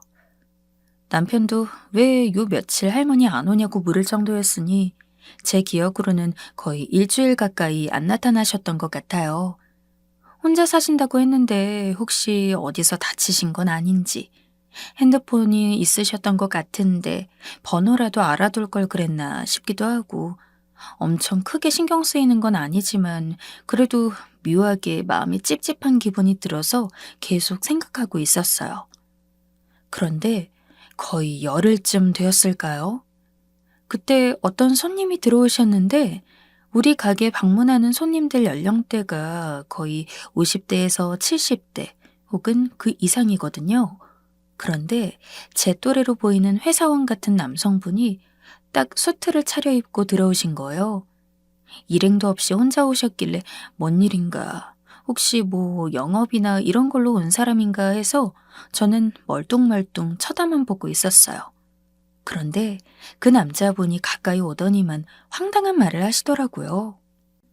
저기, 여기 그게 매번 오시던 할머님 있으시잖아요. 아, 여기 사진이요. 이러면서 핸드폰을 황급히 꺼내시더니 웬 증명사진 찍은 걸 보여주시는 거예요. 뭔 말인가 해서 들여다봤는데 그 사진 속엔 근래 계속 우리 가게에서 밥을 드셨던, 요 근래 안 오셔서 신경이 쓰였던 그 할머니가 찍혀 있었죠. 아무래도 약간 머리가 하얗게 좀 덜 세웠을 시절의 사진 같은데 맞다고 혼자 고개를 끄덕이다가 대뜸 저도 물었어요. 네, 근데 무슨 일이세요? 아, 할머니 요즘 안 오시던데 혹시 무슨 일 있어요? 다급해진 제 목소리에 이 남자분은 제 눈을 계속 들여다보시더니 되게 뜸들이다가 말씀하시더라고요. 사람 답답하게 말입니다. 그런데 내용을 듣고 저는 이분이 뜸들일만 했다는 걸 알게 되었답니다. 평범한 얘기가 아니었거든요. 이분은 저희 어머니신데요. 최근에 제가 모시게 되었어요. 그런데 어머니가 계속 여기 가게 말씀을 하시면서 저한테 한번 다녀오라고 하셔서요. 참, 여기 이거요. 아들인 듯 보였던 남자분은 키도 훤칠하고 인상도 좋은 편이었는데 제가 알기론 아들에게 꽤 서운한 게 있으셨던 모양인데 다시 살게 되셨나 보더라고요. 이후로 남자분이 저에게 쓱 뭔가를 내밀었는데 그걸 보고 놀라서 마땅히 답을 할 수가 없었어요. 웬 하얀 봉투를 주셨는데 거기에 할머니가 쓰신 듯한 흘러내리는 글씨로 밥값이라고 약간 맞춤법도 틀려서 적혀 있는 거예요. 어머니 말씀으론 여기 식당 애기 엄마가 그렇게 매번 밥을 주셨다고. 이거 참 감사합니다. 제가 챙겨드리고 싶기도 했는데 꼭 당신이 챙겨주시겠다고 하셔서요. 저는 일단 주시니까 받기는 받았는데 이걸 눈앞에서 확인을 해도 되는 건지 몰라서 그냥 어정쩡하게 서 있기만 했어요. 그런 와중에 남편이 나와서는 무슨 일이냐고 저에게 눈짓하는데 저는 됐으니 들어가라고 손짓을 해버렸답니다. 그러던 중 내심 궁금한 마음에 봉투를 열어보았는데 돈 10만 원 정도가 들어있을 줄 알았다가 그만 너무 놀라서 외마디 비명을 내뱉고 말았어요. 어머, 아니, 이거, 어떡해요. 어떻게 이렇게. 저야 매일 밥값을 받고 계산하는 사람이지만 그렇다고 해서 딱히 세마는 실력이 좋지도 않은 편이에요. 그런데 대략 계산해 볼 때 매일 6,000원짜리 식사를 거의 매일같이 오셔서 5개월 정도 드셨으니 얼추 80만 원 안팎은 된다고 생각을 했어요. 물론 나이가 많으신 어르신이니 그걸 이제야 한 번에 계산해서 주기도 부담스러울 테고 저 역시 받을 생각으로 드린 게 아니니까 특별히 생각이 없었던 거죠. 그런데 봉투 안에 들어있던 돈은 그 몇 배가 넘는 돈이 들어있었어요.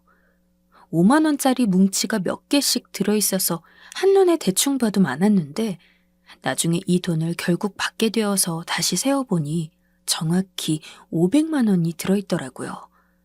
받을 수 없다고 몇 번이나 말씀드렸지만 그간 본인 어머니가 아들인 자기와 오해가 생겨서 마음도 많이 힘들어 하셨고 밥맛도 없으시고 힘드셨다는데 우리 가게에서 나름의 도움을 받으셨다는 거요. 맘 같아선 제가 드리는 게 맞는데 어머니가 직접 챙기신 거예요. 여기 애기 엄마가 매일 자기 얘기도 들어주고 아들놈 괘씸해서 욕을 해도 그렇게 잘 들어주셨다면서 말이에요. 저희 가정 얘기라 자세한 말씀을 드리긴 뭐하지만 어머니와 저의 사이에도 좀 오해가 있었고 지금은 잘 해결이 되어서 모시고 살게 되었어요. 아마 이쪽에 자주 오실 일이 이제 없을 듯 해서 이렇게 챙겨 보내신 것 같아요. 그간 감사했습니다, 정말. 듣고 너무 얼떨떨해서 그대로 곧장 가시려는 분을 붙잡고 좀 더 자세하게 사정을 막 물어봤는데요. 알고 보니 할머니는 그냥 폐지를 줍고 형편이 어려운 분이 전혀 아니었더라고요. 실제로 그런 분들이 있을 수도 있다는 얘기를 듣긴 했지만 그런 생각을 현실적으로 하긴 어렵잖아요. 매일 힘들게 온종일 거리를 돌아다니면서 물 한 병 사드시는 것도 아까워하시고 그렇게 꼼꼼하게 물건들을 챙겨다가 이고지고 다니는 분이었어요. 그런데 그렇게 젊은 날에도 돈을 아끼고 야무지게 사셨던 분이었는지 그리 애쓰셔서 실제로 건물도 3채 정도 갖고 계시더라고요. 그걸로 새가 나오기도 하고 건물 하나에서 아들네와 살려고 했는데 그때 며느리와 오해가 생겨서 마찰이 좀 컸던 모양이에요.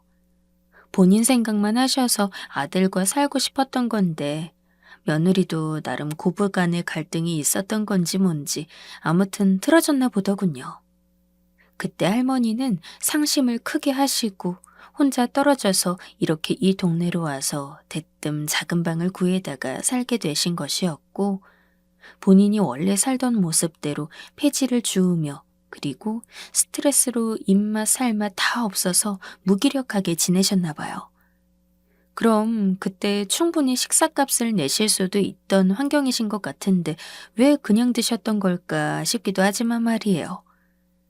아무튼 이후로 제가 다시 할머니를 만나뵐 수 있는 상황이 아니라 그런지 이런 걸 여쭤볼 순 없지만 이런 경우는 어디 다큐멘터리 같은 곳에서나 봤지 저에게 일어날 거라고 상상을 못 해봤어요. 아직도 황당하고 그보다 더 깊은 사정을 남의 집 아들 붙잡고 더 물어볼 수도 없는지라 그냥 그렇게만 알고 받아들이게 되었답니다.